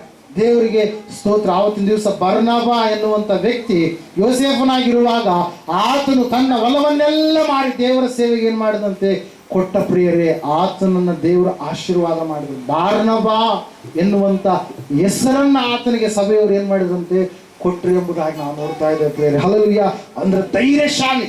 ಯಾರಾದ್ರೂ ಸೌಲನ ಬಳಿಗೆ ಹೋಗ್ತಾರ? ಸೌಲ ನೋಡಿದ್ರೆ ಕೊಲ್ತಾನೆ ಅನ್ನುವಂಥ ವ್ಯಕ್ತಿಗಳಿಗೆ ಯಾರಾದ್ರೂ ಹೋಗ್ತಾರೆ? ಹೋಗಲ್ಲ. ಎಲ್ಲರೂ ಹಂಚಿಕೊಂಡ್ರು. ಆದ್ರೆ ಯಾರು ಹೋದ? ಬಾರ್ನಬ ಹೋದ. ಹಲ್ಲೆಲೂಯಾ. ಅದಕ್ಕಾಗಿ ನಾವು ನೋಡ್ತಾ ಇದ್ದೇವೆ, ಪ್ರೀತಿಯುಳ್ಳ ವಿಶ್ವಾಸಿಗಳಾಗಿ ನಾವು ಜೀವಿಸಬೇಕಾಗಿದೆ.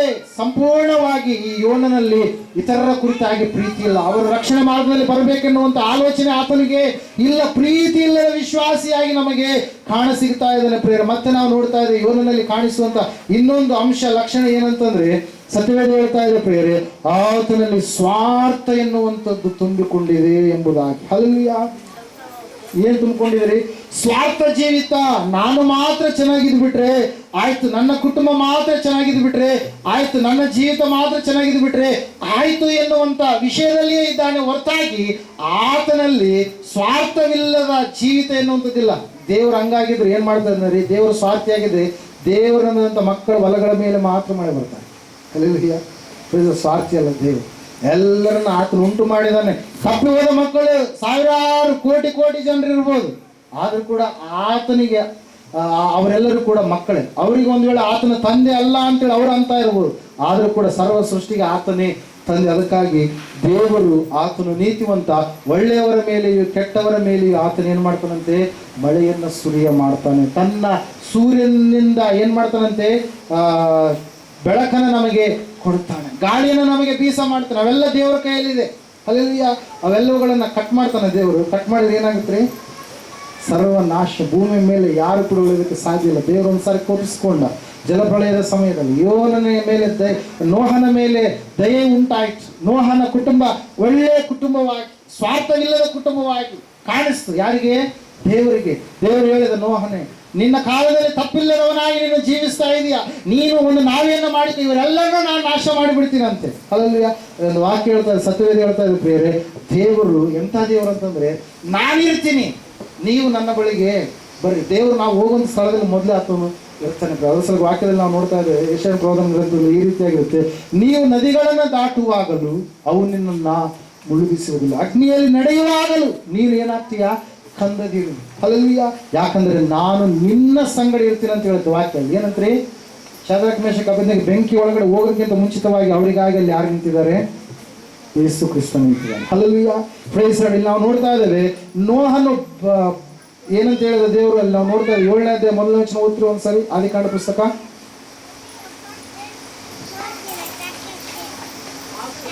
ಆಗ ಯೆಹೋವನು ನೋಹನಿಗೆ, ನೀನು ನಿನ್ನ ಮನೆಯವರೆಲ್ಲರೂ ನಾವೆಯಲ್ಲಿ ಸೇರಿ. ಇದರ ಕುರಿತಾಗಿ ಇಂಗ್ಲಿಷಲ್ಲಿ ನಾವು ನೋಡುವಾಗ, ಕಮ್ ಅಂದ್ರೆ ಒಳಗಡೆ ಬನ್ನಿ, ಒಳಗಡೆ ಬರ್ರಿ ಅಂತೇಳಿ ಯಾವಾಗ ಕರಿತೀವಿ? ನಾವು ಹೊರಗಿದ್ದು ಕರಿತೀವಿ, ಒಳಗಡೆ ಹೋಗ್ರಿ ಅಂತೀವಿ. ನಾವು ಹೊರಗಡೆ ಇದ್ರಪ್ಪ ಅಂದ್ರೆ ಏನಂತೀವಿ? ಒಳಗೆ ಹೋಗ್ರಿ ಅಂತ. ಒಳಗಡೆ ಬರ್ರಿ ಅಂತ ಕರಿಬೇಕಾದ್ರೆ ನಾವು ಒಳಗಡೆ ಇರ್ಬೇಕಾ ಹೊರಗಡೆ ಇರ್ಬೇಕಾ? ಒಳಗಡೆ ಇದ್ರೆ ಮಾತ್ರ ಒಳಗಡೆ ಬರ್ರಿ ಅಂತ ಅಲ್ಲ. ಕಮ್, ದೇವ್ರು ಏನ್ ಮಾಡ್ತಾ ಇದ್ದಾನೆ? ಕರಿತಾ ಇದ್ದಾನೆ. ಯಾರನ್ನು ಕರಿತಾ ಇದ್ದಾನೆ? ನೋಹನ ಕುಟುಂಬದವರೆಲ್ಲರನ್ನು ನಾವೆಲ್ಲಿ ನೀವು ಸೇರಿ ಬರ್ರಿ ಎಂಬುದಾಗಿ ಆತನ ಕರೆದ. ಅಂದ್ರೆ ಅವ್ರು ಬರೋದಕ್ಕಿಂತ ಮುಂಚಿತವಾಗಿ ನಾವಿಲ್ಲಿ ಯಾರಿದ್ದಾರೆ? ದೇವರಿದ್ದಾನೆ. ಹಲ್ಲೆಲೂಯಾ. ನೀನು ಹೋಗುವಂತ ಪರಿಸ್ಥಿತಿ ಎಲ್ಲದರ ಮಧ್ಯದಲ್ಲಿ ದೇವರು ನಿನಗಿಂತ ಮುಂಚಿತವಾಗಿ ಆತನ ಇರ್ತಾನೆ. ನಿನಗೆ ಜೊತೆಗಾರನಾಗಿರ್ತಾನೆ, ಸಂಗಡಿಗನಾಗಿರ್ತಾನೆ. ಕಂದಲಾರದ ಹಾಗೆ, ನಾಶವಾಗಲಾರದ ಹಾಗೆ ಆತನು ನಿನ್ನನ್ನು ನಡೆಸ್ತಾನೆ, ಕಾಪಾಡ್ತಾನೆ, ಕಾಯ್ತಾನೆ ಪ್ರಿಯ. ಯಾಕಂದ್ರೆ ನಿನ್ನ ಒಂಟಿಗನಲ್ಲ, ದೇವರು ನಿನ್ನ ಸಂಗಡ ಇದ್ದಾನೆ. ಹಲ್ಲೆಲೂಯಾ. ನೀನು ಭಯಪಡುವಂಥದ್ದು ಬೇಡ. ಎಲ್ಲರೂ ಕೈ ಬಿಟ್ಟರು ಕೂಡ ನಿನ್ನ ಕುಟುಂಬದವರು, ನಿನ್ನ ಮನೆಯವರು, ನಿನ್ನ ಸ್ನೇಹಿತರು, ನಿನ್ನ ಬಂಧುಗಳು ನಿನ್ನ ಪ್ರಾಣ ಕೊಡ್ತೀನಿ ಎಂಬುದಾಗಿ, ನಿನಗೆ ಪ್ರಾಣಕ್ಕೆ ಪ್ರಾಣವಾಗಿರ್ತೀನಿ ಅನ್ನುವಂಥ ಹೆಂಡತಿ ಕೈ ಬಿಟ್ಟರು ಕೂಡ ದೇವರು ಮಾತ್ರ ನಿನ್ನನ್ನು ಕೈ ಬಿಡೋದಿಲ್ಲ. ಅದಕ್ಕೆ ಯೋಬನ ಜೀವಿತ ಏನ್ರಿ ಸಾಕ್ಷಿಯಾಗಿ, ನಿದರ್ಶನವಾಗಿ ನಮಗೆ ಸತ್ಯವೇದದಲ್ಲಿ ಕಾಣಿಸ್ತಾ ಇದೆ ಪ್ರೇರಿ. ಇಲ್ಲಿ ನಾವು ನೋಡ್ತಾ ಇದ್ದೀವಿ, ವಾಕ್ಯ ಹೇಳ್ತಾ ಇದೆ, ಸ್ವಾರ್ಥ ಎನ್ನುವಂಥದ್ದು ನಮ್ಮಲ್ಲಿ ಇರಬಾರದು. ಸ್ವಾರ್ಥವಿಲ್ಲದ ವಿಶ್ವಾಸಿಗಳಾಗಿ ನಾವು ಇರಬೇಕು. 4ನೇ ಅಧ್ಯಾಯ 2ನೇ ವಚನದಲ್ಲಿ ನಾವು ನೋಡ್ತಾ ಇದ್ದೇವೆ, ಇದರಿಂದ ಯೋನನಿಗೆ ಬಹು ಕರಕರೆಯಾಯಿತು. ಅವನು ಸಿಟ್ಟುಕೊಂಡು, ಯೆಹೋವಾ ಲಾಲಿಸು, ನಾನು ಸ್ವದೇಶದಲ್ಲಿ ಇರುವಾಗಲೇ ಹೀಗಾಗುವುದೆಂದು ಹೇಳಿದನಷ್ಟೇ. ನೀನು ದಯೆಯು, ಕನಿಕರವು, ದೀರ್ಘಶಾಂತಿ, ಮಹಾಕೃಪೆಯು ಉಳ್ಳ ದೇವರು, ಮಾಡಬೇಕೆಂದಿದ್ದ ಕೇಡಿಗೆ ಮನಮರುಗುವನು ಎಂದು ನಾನು ತಿಳಿದೆ. ಆರ್ಸಿಸಿಗೆ ಓಡಿ ಹೋಗಲು ತ್ವರೆಪಟ್ಟೆನು. ಅಲ್ಲಲ್ಲಿ ಏನ್ ಹೇಳ್ತಾ ಇದ್ರು ನೋಡಿ, ಏನ್ರಿ ಇಲ್ಲಿ ಏನ್ ಅರ್ಥ ಆಗ್ತದೆ ನಮ್ಗೆ? ದೇವರು ಯಾರನ್ನ ನಾಶ ಮಾಡ್ತೀನಿ ಅಂತ ಹೇಳಿದ್ನೋ ಆ ಜನರನ್ನು ನಾಶ ಮಾಡಲಿಲ್ಲ. ಯಾಕೆ ನಾಶ ಮಾಡಲಿಲ್ಲ ಹೇಳ್ರಿ? ಯೋನನ್ನು ಅಲ್ಲಿಗೆ ಹೋಗಿ ದೇವರ ಒಂದು ವಾಕ್ಯವನ್ನ ಪ್ರಕಟಿಸಿದಾಗ, ಆ ಸಾರಿದಂತ ಸಮಯದಲ್ಲಿ, ಎಚ್ಚರಿಕೆಯನ್ನು ಕೊಟ್ಟಂತ ಸಮಯದಲ್ಲಿ ಅಲ್ಲಿರುವಂತವರೆಲ್ಲರೂ ಕೂಡ, ನಿನೆವೆ ಪಟ್ಟಣದ ಅರಸಿ, ರಾಜ, ರಾಣಿ, ಸೇವಕರು, ಮಂತ್ರಿಗಳು, ಚಿಕ್ಕ ಮಕ್ಕಳು ಮೊದಲುಗೊಂಡು ಎಲ್ಲ ಸಾಮಾನ್ಯ ಜನರೆಲ್ಲರೂ ಕೂಡ ಗೋಣಿ ತಟ್ಟನ್ನು ಕಟ್ಟಿಕೊಂಡು ಉಪವಾಸ ಮಾಡಿದ್ರು ಎಂಬುದಾಗಿ ಹೇಳುತ್ತೆ ವಾಕ್ಯ. ಅಲ್ಲಿ ಏನ್ ಮಾಡಿದ್ರಂತವ್ರು? ಉಪವಾಸ ಮಾಡಿದ್ರು. ಅಯ್ಯೋ ದೇವರು, ಇಷ್ಟು ದಿವಸ ನಾವು ತಪ್ಪು ಮಾಡಿದ್ದೇವೆ, ಪಾಪ ಮಾಡಿದ್ದೇವೆ, ನಮ್ಮನ್ನು ಕ್ಷಮಿಸಿಬಿಡು ಎಂಬುದಾಗಿ ದೇವರ ಬಳಿಯಲ್ಲಿ ಕೂಗಿ ಕೇಳಿದಾಗ ದೇವರು, ಆತನು ತಾಯಿಯಂತ ಹೃದಯವುಳ್ಳಂತ ದೇವರು, ತಂದೆಯ ಹಾಗೆ ಮನಸ್ಸುಳ್ಳಂತ ದೇವರು ಪ್ರಿಯರಾದರು. ಅಲ್ಲಿ ಎಲ್ ಶಡಾಯ್ ಎಂಬುದಾಗಿ ನಾವು ಆತನನ್ನ ಕರಿತೀವಿ. ತಂದೆಯೂ ಆತನೇ, ತಾಯಿ ಆತನೇ. ತಾಯಿ ಅಂತ ಕರಳು ಯಾರದ್ರಿ? ನಾನು ನಿನ್ನ ಆರಾಧನೆ ಮಾಡುವಂತ ದೇವರು. ಅಯ್ಯೋ, ನಾನು ತಪ್ಪಿ ಹೋದಂತ ನನ್ನ ಮಕ್ಕಳು ಪುನಃ ನನ್ನ ಬಳಿಗೆ ಬಂದ್ರಲ್ಲ ಅಂತೇಳಿ ಆ ದೇವರು ಒಬ್ಬರನ್ನು ಕೂಡ ನಾಶ ಮಾಡಿದೆ. ಅಲ್ಲಿರ್ತಕ್ಕಂಥ ಪಕ್ಷಿಗಳಾಗಿರ್ಬೋದು, ಪ್ರಾಣಿಗಳಾಗಿರ್ಬೋದು, ಅಲ್ಲಿರ್ತಕ್ಕಂಥ ಜೀವ ಜಂತುಗಳಾಗಿರ್ಬೋದು, ಮನುಷ್ಯರಾಗಿರ್ಬೋದು, 1,20,000 ಜನರು ನಾವು ನೋಡ್ತಾ ಇದ್ದೇವೆ ಪ್ರಿಯರೇ. ಅವರಲ್ಲಿ ಯಾರಿಗೂ ಕೂಡ ಏನಾಗಲಿಲ್ಲಂತೆ, ನಾಶನ ಬರಲಿಲ್ಲ, ಯಾರ ಜೀವ ಕೂಡ ಹೋಗ್ಲಿಲ್ಲ. ಆ ಸಮಯದಲ್ಲಿ ಏನು ನಡೀತಾ ಇದೆ ಎಂಬುದಾಗಿ ನಾವು ನೋಡುವಾಗ ಪ್ರಿಯರೇ, ಈ ಒಂದು ಕಾರ್ಯವನ್ನು ನೋಡ್ತಾ ಇದ್ದಾನೆ. ಅಂದ್ರೆ ಇವನಿಗೆ ಎಂತ ಒಂದು ಸ್ಥಿತಿ ಇದೆ ನೋಡ್ರಿ. ನಾನು ಖಂಡಿಸಿ ಬಿಟ್ಟಿದ್ದೇನೆ, ದೇವ್ರು ಹೇಳಿಬಿಟ್ಟಿದ್ದಾನ, ನಾನು ಗುಡ್ಡವನ್ನ ಏರಿದ್ದೇನೆ, ಅವ್ರು ಹೆಂಗ ನಾಶ ಆಗ್ತಾರೋ ಅವ್ರನ್ನ ನಾನು ನೋಡಬೇಕು ಅಂತ. ಅಲ್ಲೂಯ್ಯ, ಎಂತ ಭಾವ ನೋಡ್ರಿ, ಸ್ವಾರ್ಥ. ಅಲ್ಲೂಯ್ಯ, ಇನ್ನೊಬ್ರು ಕೆಡ್ಲಿ ಎನ್ನುವಂತ ವ್ಯಕ್ತಿಯಾಗಿ ಈತನು ಕಾಣಿಸ್ತಾ ಇದ್ದಾನೆ. ಅವ್ರು ರಕ್ಷಣಾ ಮಾರ್ಗದಲ್ಲಿ ಬಂದ್ರಲ್ವಾ ಅಂತೇಳಿ ಸಂತೋಷ ಈತನಲ್ಲಿ ಇಲ್ಲ. ಸ್ವಾರ್ಥವುಳ್ಳ ವ್ಯಕ್ತಿಯಾಗಿ, ಅದಕ್ಕಾಗಿ ನಾನು ಆ ಕಡೆ ಹೊಂಟಿದ್ದೆ. ಎಲ್ಲಿ ಹೊಂಟಿದ್ದೆ ಅಂತ ಹೇಳ್ತಾ ಇದ್ದಾನ? ನಿನೇವೆ ಬಿಟ್ಟು ನಾನು ತಾರ್ಷೀಸಿಗೆ ಹೋಗಿದ್ದಕ್ಕೆ ಕಾರಣ ಇದೆ ಅಂತೇಳಿ ತನ್ನ ಬಾಯಿಂದ ಉಚ್ಚರಿಸಿ ಹೇಳ್ತಾ ಇದ್ದ. ನೋಡ್ತಾ ಇದ್ದೇವೆ ಪ್ರೇರಿ, ಏನಂತ ಹೇಳಂತಂದ್ರೆ, ನೀನು ದಯೆಯು, ಕನಿಕರವು, ದೀರ್ಘಶಾಂತಿಯು, ಮಹಾಕೃಪೆಯುಳ್ಳಂತ ದೇವರು, ಮಾಡಬೇಕಾಗಿದ್ದ ಕೇಡಿಗೆ ಮನಮರುಗುವವನು ಎಂದು ನಾನು ತಿಳಿದೆ. ಅಲ್ಲಿ ಕೇಡು ಮಾಡ್ತೀನಿ ಅಂತೇಳಿ ಹೇಳಿದಿ ನೀನು, ಆದ್ರೆ ನೀನು ಕೇಡು ಮಾಡಲಿಲ್ಲ. ಆ ಜನರು ತಿರುಗಿಕೊಂಡು ಬಿಟ್ರು, ಅವ್ರು ನಿನ್ನನ್ನು ನಂಬಿಬಿಟ್ರು, ನಿನ್ನನ್ನು ಒಪ್ಪಿಕೊಂಡು ಬಿಟ್ರು, ಉಪವಾಸ ಪ್ರಾರ್ಥನೆ ಮಾಡಿಬಿಟ್ರು. ನೀನು ಹೇಳಿ ಅವ್ರನ್ನ ನಾಶ ಮಾಡ್ತೀನಿ ಅಂತೇಳಿ 40 ದಿವಸ ಆಯ್ತು, 41 ದಿವಸ ಆಯ್ತು. ಆದ್ರೆ ಇನ್ನೂ ಕೂಡ ಅವ್ರು ಏನಾಗಿಲ್ಲ, ಹಂಗೆ ಬದುಕುಳಿದಿದ್ದಾರೆ. ಅವರು ಸಂತೋಷ ಭರಿತರಾಗಿದ್ದಾರೆ. ಇಷ್ಟು ದಿವಸ ಕಳೆದುಕೊಂಡಿರ್ತಕ್ಕಂಥ ಸಂತೋಷವನ್ನು ದೇವರೆಲ್ಲ ಅವರು ಕಂಡುಕೊಂಡು ದೇವರನ್ನ ಆರಾಧಿಸುವವರಾಗಿದ್ದಾರೆ. ಅವರಲ್ಲಿರ್ತಕ್ಕಂಥ ವ್ಯಕ್ತವಾದಂಥ ಆಚಾರ, ಸಂಪ್ರದಾಯ, ಪದ್ಧತಿ ಎಲ್ಲಗಳನ್ನು ಬಿಟ್ಟು ಸೃಷ್ಟಿಕರ್ತನಾದಂಥ ದೇವರನ್ನ ಅವರು ಸೇವಿಸುವವರು, ಸ್ಮರಿಸುವವರಾಗಿ ಆ ನಿನೆವೆ ಪಟ್ಟಣದ ಜನರು ಇರುವಾಗ ಪ್ರಿಯರೇ, ದೇವರು ಅವರ ಮೇಲೆ ಕೇಡನ್ನು ಬರ ಮಾಡಲಿಲ್ಲ. ಇವತ್ತು ಕೂಡ ನಿನ್ನ ಜೀವಿತದಲ್ಲಿ ಕೂಡ ನೀವು ಸುವಾರ್ತೆಯನ್ನು ಕೇಳಿದಾಗ, ಎಚ್ಚರಿಕೆ ಮಾತನ್ನು ಕೇಳಿದಾಗ, ಅಯ್ಯೋ ನನಗೆ ನಷ್ಟ ಆಗುತ್ತೆ, ನನ್ನ ಪಾಪ ನನ್ನನ್ನು ಹಿಡಿದು ನನ್ನನ್ನ ಪಾಪದ ಸ್ಥಳವಾಗಿರ್ತಕ್ಕಂಥ ಪಾಪಪುರಿಯ ಆಗಿರ್ತಕ್ಕಂಥ ಆ ಒಂದು ಪಾತಾಳದ ಪುರಿಗೆ ನನ್ನನ್ನು ನಡೆಸುತ್ತೆ, ಪಾಪ ಕೊಡುವ ಸಂಬಳ ಮರಣ, ಆ ಒಂದು ಮರಣಕ್ಕೆ ನನ್ನನ್ನು ತುತ್ತು ಮಾಡುತ್ತೆ ಎಂಬುದಾಗಿ ಗ್ರಹಿಸಿಕೊಂಡು ನೀನೇನು ಮಾಡಬೇಕು? ಆ ಪಾಪವನ್ನು ಬಿಟ್ಟು ಪರಿಶುದ್ಧತೆಯ ಕಡೆಗೆ ನೀನು ಬರಬೇಕು. ಸೃಷ್ಟಿಕರ್ತನ ನನ್ನ ಆರಾಧಿಸೋದಕ್ಕೆ ನೀನು ಬರಬೇಕು, ಸೃಷ್ಟಿಯನ್ನು ನೀನು ಬಿಡಬೇಕು. ಹಲ್ಲೆಲೂಯಾ. ಮನುಷ್ಯರ ಸಂಕಲ್ಪ ಮಾಡಿರುವಂಥದ್ದಲ್ಲ, ದೇವರ ಸಂಕಲ್ಪದ ಕಡೆಗೆ ನೀನು ಬರಬೇಕು. ದೇವರ ಇಚ್ಛೆ ಏನಾಗಿದೆ ಅದನ್ನು ನೀನು ತಿಳಿದುಕೊಳ್ಬೇಕು. ಮನೋ ಇಚ್ಛೆಗಳಲ್ಲ. ಅಯ್ಯ ನನ್ನ ತಾಟ್ ಮಾಡ್ಕೊಂಡ್ ಬಂದಿದ್ದಾನೆ, ನನ್ನ ಹಿರಿಯರು ಮಾಡ್ಕೊಂಡ್ ಬಂದಿದ್ದಾರೆ, ನಮ್ಮ ಪದ್ಧತಿ ಈ ರೀತಿಯಾಗಿದೆ, ನಮ್ದು ಇದೀ ಆ ರೀತಿಯಾಗಿದೆ ಅಂತೇಳಿ ನೀನು ಮನುಷ್ಯರನ್ನೇ ನೋಡ್ಕೊಂತ ಹೋದ್ರೆ ಆ ಮನುಷ್ಯರೆಲ್ಲರೂ ಕೂಡ ಎಲ್ಲಿಗೆ ಹೋಗಿದ್ದಾರೆ? ಎಲ್ಲಿಗೆ ಹೋಗಿದ್ದಾರೆ? ದೇವರನ್ನ ಮೆಚ್ಚಿಸಲಾರದವ್ರು ಎಲ್ಲರೂ ಕೂಡ ಎಲ್ಲಿಗೆ ಹೋಗಿದ್ದಾರೆ?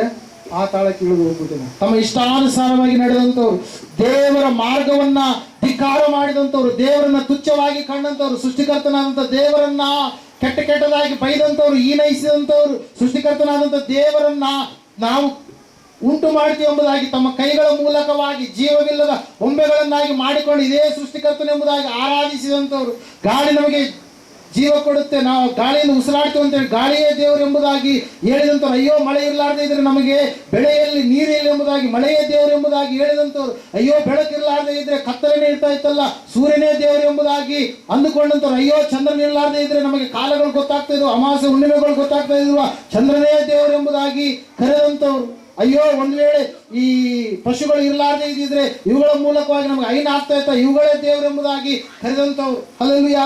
ಐಗುಪ್ತದವರು ಅಂತಂದ್ರೆ ನಾವು ನೋಡ್ತಾ ಇದ್ದೇವೆ, ಅವರು ಮೀನುಗಳನ್ನ, ಮಿಡತೆಗಳನ್ನ, ಕಪ್ಪೆಗಳನ್ನ, ಪ್ರತಿ ಜಂತುಗಳನ್ನ ಆರಾಧನೆ ಮಾಡ್ತಾ ಇದ್ದಾರೆ. ಹಲ್ಲೆಲೂಯಾ. ಇವತ್ತಿನ ದಿವಸದಲ್ಲಿ ನಾವು ನೋಡ್ತಾ ಇದ್ದೇವೆ ಕೆಲವೊಂದು ದೇಶಗಳಲ್ಲಿ ಭಯಂಕರವಾದಂಥ ರೀತಿಯ ಒಂದು ಆರಾಧನೆ ಎನ್ನುವಂಥದ್ದು ನಡೀತಾ ಇದೆ. ವಸ್ತುಗಳಲ್ಲಿ ಹುಡುಕ್ತಾ ಇದ್ದಾರೆ ದೇವರನ್ನ, ಪ್ರಾಣಿ ಪಕ್ಷಿಗಳಲ್ಲಿ ಹುಡುಕ್ತಾ ಇದ್ದಾರೆ ದೇವರನ್ನ, ಮನುಷ್ಯರಲ್ಲಿ ಹುಡುಕ್ತಾ ಇದ್ದಾರೆ ದೇವರನ್ನ. ಹಲ್ಲೆಲೂಯಾ. ಆ ಜನರು ಈ ರೀತಿಯಾಗಿದ್ದರು. ನಿನೆವೆಯವರು ಅವರ ಸತ್ಯವನ್ನು ತಿಳಿದುಕೊಂಡಿದ್ದಾದ ಮೇಲೆ ದೇವರು ಅವರ ಮೇಲೆ ಪ್ರಕಟಪಡಿಸಿರ್ತಕ್ಕಂಥ ಶಿಕ್ಷೆಯನ್ನು ದೇವರು ತಪ್ಪಿಸಿ ಅವರ ಮೇಲೆ ತನ್ನ ಕರುಣೆಯನ್ನು ಆತನು ಸುರಿಸಿದ ಪ್ರಿಯ. ಹಲ್ಲೆಲೂಯಾ. Praise Lord. ಇವತ್ತು ನೀನು ಅಂತ ಸ್ಥಿತಿಯಿಂದ ಹೊರಗಡೆ ಬರಬೇಕಾಗಿದೆ. ಹಲ್ಲೆಲೂಯಾ. ಅಂತ ಸ್ಥಿತಿಯಿಂದ ಹೊರಗಡೆ ಬಂದಂಥವ್ರ ಮೇಲೆ ನೀನು ಅಪ್ರಿಸಿಯೇಷನ್ ಮಾಡಬೇಕು ಹೊರತಾಗಿ ಮೊನ್ನೆ 2 ವಾರ ಆಯ್ತು ಬರೋಕ, ಅವಾಗಲೇ ಮೈ ಹಿಡ್ಕೊಂಡು ಪ್ರಾರ್ಥನೆ ಮಾಡ್ತೀವಿ.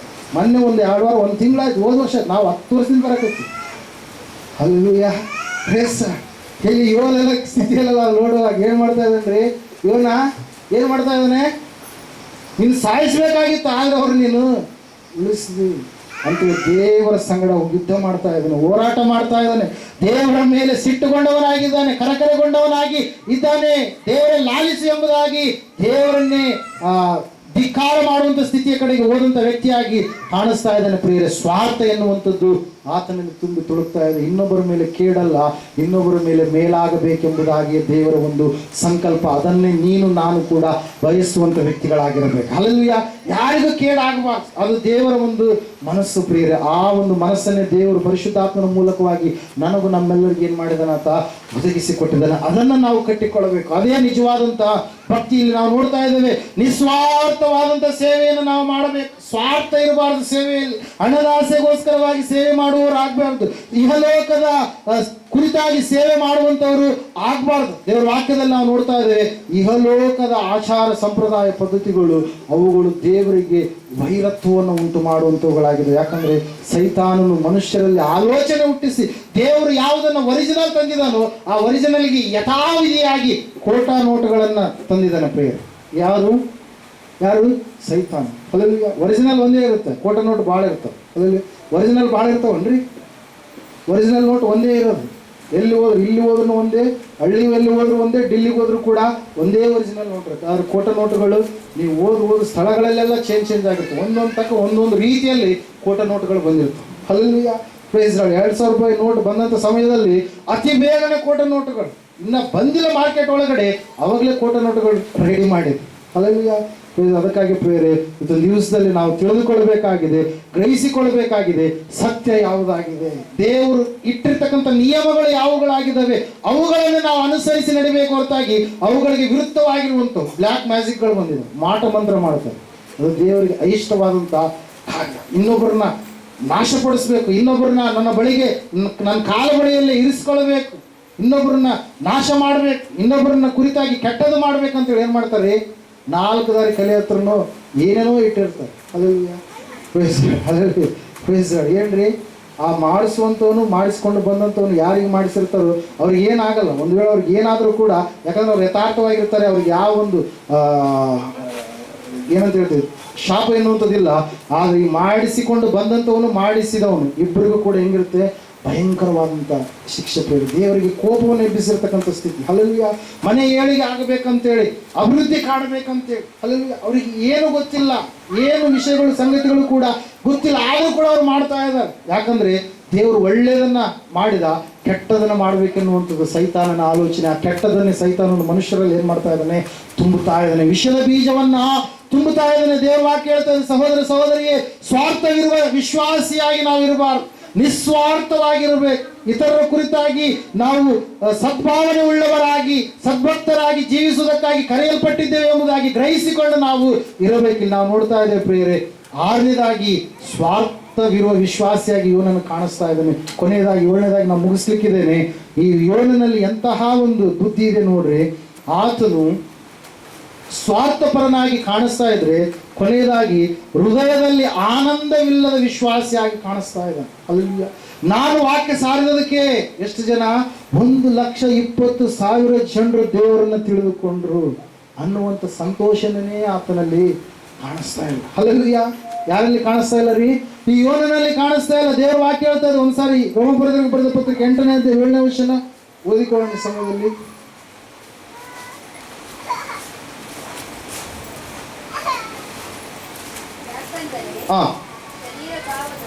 ಶರೀರ ಭಾವದವುಗಳ ಮೇಲೆ ಮನಸ್ಸಿಡುವುದು ದೇವರಿಗೆ ಶತ್ರುತ್ವವು, ಅಂತ ಮನಸ್ಸು ದೇವರ ನಿಯಮಕ್ಕೆ ಒಳಪಡುವುದು ಇಲ್ಲ, ಒಳಪಡುವುದಕ್ಕಾಗುವುದೂ ಇಲ್ಲ. ಶರೀರ ಭಾವ ಅಧೀನರು ದೇವರಿಗೆ ಮೆಚ್ಚುಗೆಯಾಗಿ ಇರಲಾರರು ಎಂಬುದಾಗಿ. ಹಲ್ಲೆಲೂಯಾ.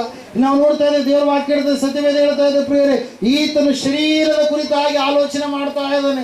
ಒಂದು ದಿವಸದಲ್ಲಿ ದೇವರು ಒಂದು ಸೋರೆಕಾಯಿ ಗಿಡ ಎಂಬುದಾಗಿ ನಾವು ನೋಡ್ತಾ ಇದ್ದೇವೆ. ದೇವರು ಅದನ್ನು ಬೆಳೆಸಿದ. ಯಾಕಂದ್ರೆ ಬಹಳ ಬಿಸಿಲು ಬರ್ತಾ ಇದೆ. ದೇವರು ಆ ಗಿಡವನ್ನು ಬೆಳೆಸಿದಾದ ಮೇಲೆ ಆತನಿಗೆ ತಣ್ಣಗಾಯ್ತು, ನೆರಳು ಬಂತು ಆತನಲ್ಲಿ. ಯಾರಲ್ಲಿ ನೆರಳು ಬಂತ್ರಿ? ನೆರಳು ಯಾರಲ್ಲಿ ಬಂತು? ಯೋನನಲ್ಲಿ ಬಂತು. ಆ ಗಿಡವನ್ನು ನೋಡಿ ಯೋನನು ಬಹಳ ಸಂತೋಷ ಪಟ್ಟ, ಬಹಳ ಆನಂದ ಪಟ್ಟ. ಯಾಕಂದ್ರೆ ತನ್ನ ಶರೀರ ಏನಾಯ್ತು, ಅವನು ಬಿಸಿಲಿನ ಬೆಗೆಯಿಂದ ಒಂದು ನೆರಳು ಬಂದಾಗ ಸಾಮಾನ್ಯವಾಗಿ ನಾವೆಲ್ಲರೂ ಕೂಡ ಏನು ಮಾಡ್ತೀವಿ, ಬಿಸಿಲಿಂದ ಬಹಳ ಬೇಸತ್ತು ನಾವು ಮನೆಗೆ ಬಂದ ಮೇಲೆ ನಮಗೇನಾಗುತ್ತೆ, ನೆರಳಲ್ಲಿ ಬಂದಾಗ ಏನಾಗುತ್ತೆ, ನಮಗೆ ಮನಸ್ಸಿಗೆ ಸಮಾಧಾನ ಆಗುತ್ತೆ, ನೆಮ್ಮದಿ ಆಗುತ್ತೆ, ಆನಂದ ಆಗುತ್ತೆ. ಈ ಒಂದು ಗಿಡದ ನಿಮಿತ್ತವಾಗಿ ಈತನ ಆನಂದ ಪಡ್ತಾ ಇದ್ದಾನೆ, ಶರೀರ ಭಾವದ ಕುರಿತಾಗಿ ಆನಂದ ಪಡ್ತಾ ಇದ್ದಾನೆ ಹೊರತಾಗಿ ಆತನು ಹೋಗಿ ಒಂದು ವೇಳೆ ಆ ಒಂದು ನಿನೆವೆ ಪಟ್ಟಣಕ್ಕೆ ಹೋಗಿ ಆ ಒಂದು ದೇವರ ಒಂದು ವಾಕ್ಯವನ್ನು ಸಾರಲಾರದೆ ಇದ್ದಿದ್ರೆ, ಸುವಾರ್ತೆಯನ್ನು ಸಾರಲಾರದೆ ಇದ್ದಿದ್ರೆ ಅಲ್ಲಿ ಏನಾಗ್ತಾ ಇತ್ರಿ, 1,20,000 ಜನರು ಏನಾಗ್ತಾ ಇದ್ರು, ನಾಶವಾಗ್ತಾ ಇದ್ರು. ಇಲ್ಲಿ ವಾಕ್ಯದಲ್ಲಿ ನಾವು ನೋಡ್ತಾ ಇದ್ದೇವೆ, ಸತ್ಯವೇದ ಹೇಳ್ತಾ ಇದ್ದೇವೆ ಪ್ರಿಯರೇ, ಆತನು ಆತ್ಮಗಳ ಕುರಿತಾಗಿ ಭಾರವುಳ್ಳವನಾಗಿಲ್ಲ, ಕೇವಲ ತನ್ನ ಸ್ವಾರ್ಥ ಜೀವಿತ ಉಳ್ಳವನಾಗಿ ತನ್ನ ಹೃದಯದಲ್ಲಿ ತನ್ನ ಶಾರೀರಿಕವಾದಂಥ ಸುಖ ಸಂತೋಷಕ್ಕೋಸ್ಕರವಾಗಿ ಆನಂದ ಪಡುವವನಾಗಿದ್ದಾನೇ ಹೊರತಾಗಿ ಇತರರಲ್ಲಿ ಆನಂದ ಪಡುವವನಾಗಿ ಇಲ್ಲ. ದೇವರ ವಾಕ್ಯ ಹೇಳುತ್ತೆ, ಸತ್ಯವೇದ ಹೇಳುತ್ತೆ ಸ್ಪಷ್ಟವಾಗಿ. ಏನಂತ ಹೇಳಂತಂದ್ರೆ, ಹೃದಯಾನಂದ ಉಳ್ಳ ವಿಶ್ವಾಸಿಗಳಾಗಿ ನಾವು ಇರಬೇಕು. ಹಲ್ಲೆಲೂಯಾ. ಇನ್ನೊಬ್ಬರು ಪ್ರಾರ್ಥನೆ ಮಾಡುವಂತ ಗುಣವುಳ್ಳವರಾಗಿರುವಾಗ, ಹಾಡುಗಳನ್ನು ರಚಿಸುವ ತಲಾಂತುಗಳು ಉಳ್ಳಂತ ವ್ಯಕ್ತಿಗಳಾಗಿರುವಾಗ, ಇನ್ನೊಬ್ಬರು ಸೇವೆಯಲ್ಲಿ ತಮ್ಮನ್ನು ತಾವು ಸಮರ್ಪಣೆ ಮಾಡಿಕೊಂಡು ವೈರಾಗ್ಯ ಉಳ್ಳಂತ ಭಕ್ತಿಯ ಜೀವಿತವನ್ನು ಕಟ್ಟಿಕೊಂಡಾಗ ಅವರನ್ನು ನೋಡಿ ನಾವು ಹರ್ಷಿಸಿ ಉಲ್ಲಾಸಿಸಬೇಕೆ ಹೊರತಾಗಿ, ಅಯ್ಯೋ ಈಗ ಬಂದೆ ನೀನು ಹಂಗೆ ಅದು ಇದು ಅಂತೇಳಿ ಮಾತುಗಳನ್ನು ನಾವು ಮಾತಾಡಬಾರ್ದು. ಇನ್ನೊಬ್ಬರನ್ನ ಅಸಡ್ಡೆಯಾಗಿ ನಾವು ನೋಡಬಾರ್ದು. ಒಂದು ವೇಳೆ ಅವರ ಭಕ್ತಿ ಬಂಡೆಯ ಮೇಲೆ ಬುನಾದಿಯ ಯೇಸು ಕ್ರಿಸ್ತನೆನ್ನುವಂತ ಬಂಡೆಯ ಮೇಲೆ ಅವರು ಭದ್ರವಾದಂಥ ಬುನಾದಿಯ ಉಪಾದಿಯಲ್ಲಿ ತಮ್ಮ ಭಕ್ತಿಯನ್ನು ಕಟ್ಟಿಕೊಂಡಿದ್ರೆ ಖಂಡಿತವಾಗಿ ಅವರು ಎಡವಿ ಬೀಳೋದಕ್ಕೆ ಸಾಧ್ಯ ಇಲ್ಲ.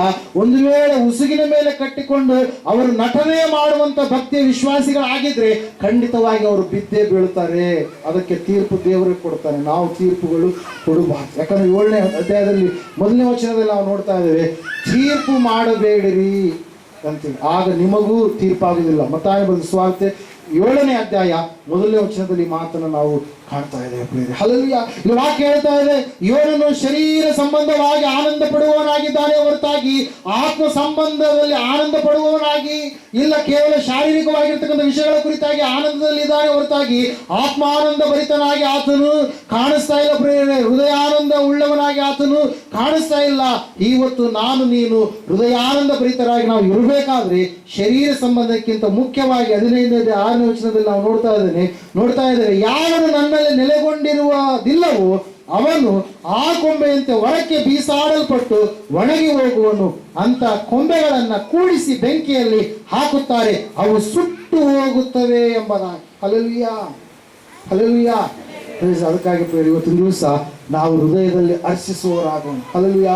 ಹರ್ಷ ಹೃದಯ ಒಳ್ಳೆಯ ಔಷಧ ಅಂತ ಹೇಳುತ್ತೆ ವಾಕ್ಯ. Hallelujah, praise the lord. ಹೃದಯವೇ ನೊಂದರೆ, ಆತ್ಮವೇ ನೊಂದರೆ ವ್ಯಾಧಿಯನ್ನು ಸಹಿಸುವವರು ಯಾರು? ನೀನು ಬಲವಂತನಾಗಿರುವಾಗ, ನೀನು ಇಕ್ಕಟ್ಟಿನ ಸಮಯದಲ್ಲಿ ನೀನು ಬಳಲಿ ಹೋದರೆ ನಿನ್ನ ಬಲವು ಕೂಡ ಇಕ್ಕಟ್ಟೆ ಎಂಬುದಾಗಿ ಹೇಳುತ್ತೆ ವಾಕ್ಯ. ಹಲ್ಲೆಲೂಯಾ. ಅದಕ್ಕಾಗಿ ನೀನು ಆತ್ಮನಲ್ಲಿ ಯಾವಾಗಲೂ ಆನಂದಿಸುವಂತ ವ್ಯಕ್ತಿಯಾಗಿರು. ಆತ್ಮನಲ್ಲಿ ಯಾವಾಗಲೂ ಕೂಡ ದೃಢವಾಗಿ, ನನ್ನ ದೇವರು ನನ್ನ ಜೊತೆಗಿದ್ದಾನೆ, ಸಂಗಡಿಗನಾಗಿದ್ದಾನೆ, ನನ್ನನ್ನು ಕೈಬಿಡದ ದೇವರು ನನ್ನನ್ನು ಆರಿಸಿ ತೆಗೆದುಕೊಂಡಿದ್ದಾನೆ, ತನ್ನ ಅಂಗೈಯಲ್ಲಿ ನನ್ನನ್ನ ಚಿತ್ರಿಸಿಕೊಂಡಿದ್ದಾನೆ, ನನಗೆ ಈಗಿರುವಂತ ಪರಿಸ್ಥಿತಿಯನ್ನು ತಾರುಮಾರು ಖಂಡಿತವಾಗಿ ಆತನು ಮಾಡ್ತಾನೆ, ನನ್ನ ಜೀವಿತವನ್ನ ಸಂಪೂರ್ಣವಾಗಿ ಬಿಡುಗಡೆಯ ದಾರಿಯಲ್ಲಿ ಆತನು ನಡೆಸ್ತಾನೆ ಎಂಬುದಾಗಿ ನಾವು ಸಂಪೂರ್ಣವಾಗಿ ನಂಬುವವರಾಗಬೇಕು ಪ್ರಿಯರಲ್ಲಿ. ನಾವು ನೋಡ್ತಾ ಇದ್ದೇವೆ, ಈ ಹೃದಯಾನಂದ ವಿರಲಾರದಂತ ವಿಶ್ವಾಸಿಯಾಗಿ ಯೋನನ್ನು ಕಾಣಿಸ್ತಾ ಇದೆ. ಹಲ್ಲೆಲೂಯಾ. Praise the Lord. ನೀವು ಯಾರಿಗಾದ್ರೂ ಒಂದು ನೋವಿನಲ್ಲಿ ಬಾಧೆಯಲ್ಲಿ ಇರುವಂತ ಸಮಯದಲ್ಲಿ ಅವರಿಗೆ ನೀವು ದುಡ್ಡು ಕೊಟ್ರಿ, ಏನು ಕೊಟ್ರಿ? ದುಡ್ಡು ಕೊಟ್ಟಂತ ಸಮಯದಲ್ಲಿ ಆಕ್ಸಿಡೆಂಟ್ ಆಗಿತ್ತು, ದುಡ್ಡು ಕೊಟ್ಟಂತ ಸಮಯದಲ್ಲಿ ಆ ದುಡ್ಡು ಇರಲಾರ್ದ ಸ್ಥಿತಿಯಲ್ಲಿ ಇರ್ತಕ್ಕಂಥ ಅವರು ನೇರವಾಗಿ ನೀವು ಕೊಟ್ಟಿರ್ತಕ್ಕಂಥ ದುಡ್ಡನ್ನೇ ತೆಗೆದುಕೊಂಡು ಹೋಗಿ ಅವ್ರ ಹಾಸ್ಪಿಟ್ಲಿಗೆ ಹೋಗಿ ಏನೋ ಸರ್ಜರಿ ಏನೋ ಮಾಡಿಸ್ಕೊಂಡ್ರು, ಅವರು ಕ್ಯೂರ್ ಆಗಿ ಹೊರಗಡೆ ಬಂದು, ಅವಾಗ ನೀನು ದುಡ್ಡು ಕೊಟ್ಟಿದ್ಯಾರು? ನೀನು. ಇವಾಗ ದುಡ್ಡು ಕೊಟ್ಟೆ ಅವತ್ತು ಸಾಯ್ಬೇಕಾಗಿತ್ತು ಅಂತೇಳಂದ್ರೆ ನಿಮ್ಮ ಮನಸ್ಸಿನಲ್ಲಿ ಏನಿರುತ್ತೆ? ಹೇಳ್ಬೇಕು, ಮಾತಾಡ್ಬೇಕು ನೀವು. ದ್ವೇಷ ಇರುತ್ತೆ, ಕಕ್ಷೆ ಇರುತ್ತೆ. ಹೊಡಂಗೆ ಕೊಟ್ಟನಪ್ಪ, ಅವಾಗ ನನ್ನ ಕೈಯಾಗಿತ್ತು, ಆದರೆ ನನ್ನ ಮನಸ್ಸಿನಾಗ ಅವ್ನು ಸಾಯ್ಬೇಕೆಂಬುದಿತ್ತು ಅನ್ನುವಂಥ ಆಲೋಚನೆ ನನ್ನಿದ್ರೆ ಹೆಂಗಿರುತ್ತೆ? ಅದು ಹೆಂಗಿರುತ್ತೆ ರೀ? ದ್ವೇಷ, ಕಕ್ಷೆ, ಅಸೂಯೆ ರೂಪಾಯಿಲ್ಲ. ಅದೇ ಒಂದು ಸ್ಥಿತಿ ಯಾರಲ್ಲಿ ಕಾಣಿಸ್ತಾ ಇದೆ? ನಾನು ಸಾರದೆ ಖಂಡಿಸಿದೆ, ದೇವರ ಕುರಿತಾಗಿ ಹೇಳಿದೆ, ಅವ್ರು ಸಾಯ್ತಾರೇನೋ ಅಂತೇಳಿ ಎದುರು ನೋಡ್ತಾ ಇದ್ದೀನಿ, ಆದ್ರೆ ಅವ್ರು ಏನಾಗ್ತಾ ಇಲ್ಲ, ಸಾಯ್ತಾ ಇಲ್ಲ. ದೇವರ ಶಿಕ್ಷೆಗೆ ಅವರು ಒಳಗಾಗ್ತಾ ಇಲ್ಲ, ದೇವರವರಿಗೆ ಶಿಕ್ಷೆಯನ್ನು ಕೊಡ್ತಾ ಇಲ್ಲ. ನಾನು ದುಡ್ಡು ಕೊಟ್ಟ ಕಾರಣಕ್ಕಾಗಿ ಅವರು ಬದುಕಿ ಹೊರಗಡೆ ಬಂದರು. ಅವ್ರು ಬದುಕಿ ಹೊರಗಡೆ ಬಂದಾಗ ನಮಗೆ ಏನಾಗುತ್ತೆ? ಅವ್ರು ಬಂದು ನಮ್ಮ ಹತ್ರ ಹೇಳ್ಕೊಳ್ತಾರೆ, ಏನಂತೇಳಿ, ನೀವು ಅವತ್ತಿನ ದಿವಸ ಒಂದು ವೇಳೆ ಹಣ ಸಹಾಯ ಮಾಡಲಾರ್ದಿದ್ರೆ, ನಾವು ಸರ್ಜರಿಗೆ ಹೋದಂಥ ಸಮಯದಲ್ಲಿ ಡಾಕ್ಟರ್ ಕೈಯಲ್ಲಿ ಅದು ಕೊಡಲಾರ್ದೇ ಇದ್ದಿದ್ರೆ ಖಂಡಿತವಾಗಿ ಇನ್ನೂ ಸ್ವಲ್ಪ ಹೊತ್ತು ಲೇಟಾಗಿ ಹೋದ್ರೂ ಕೂಡ ನಮ್ಮ ಪ್ರಾಣಕ್ಕೆ ಅಪಾಯ ಆಗ್ತಾ ಇತ್ತು.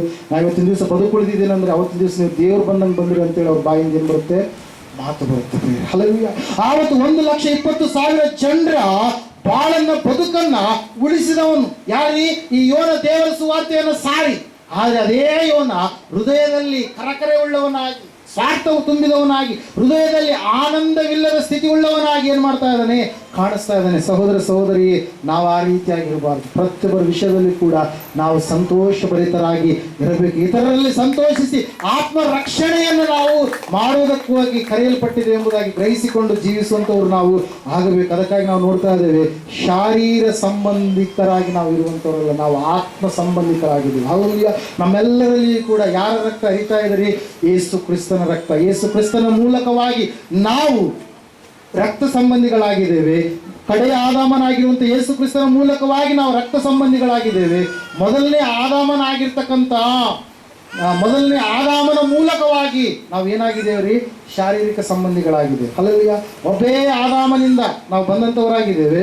ಅದೇ ರೀತಿ ಒಬ್ಬೇ ಕ್ರಿಸ್ತನ ಮೂಲಕವಾಗಿ ಪುನಃ ದೇವರಿಗೆ ನಾವು ಅಂಟು ಕಟ್ಟಿಕೊಂಡಂಥ ಸ್ಥಿತಿಯಲ್ಲಿ, ದೇವರಿಗೋಸ್ಕರವಾಗಿ ಜೀವಿಸುವಂಥ ಸ್ಥಿತಿಯಲ್ಲಿ ನಾವು ಆವತ್ತಿನ ದಿವಸ ಪಾಪವಿಲ್ಲದ ಹಾಗೆ ಪ್ರವೇಶ ಈ ಲೋಕಕ್ಕೆ ಮಾಡಿರ್ತಕ್ಕಂಥ ಆದಾಮ ಅವಳೋಪಾದಿಯಲ್ಲಿ ಜೀವಿಸುವುದಕ್ಕಾಗಿ ಕರೆಯಲ್ಪಟ್ಟಂಥವ್ರು ನಾವು ಆಗಿದ್ದೇವೆ ಪ್ರಿಯರೇ. ಅದಕ್ಕಾಗಿ ಕ್ರಿಸ್ತನು ನಮಗೆ ಮಾದರಿ ತೋರಿಸಿ ಹೋಗಿದ್ದಾನೆ, ಪೌಲನು ನಮಗೆ ಮಾದರಿ ತೋರಿಸಿ ಹೋಗಿದ್ದಾನೆ, ಪೇತ್ರನು ಅದರ ಕುರಿತಾಗಿ ಸವಿಸ್ತಾರವಾಗಿ ತಿಳಿಸಿ ಹೇಳಿದ್ದಾನೆ.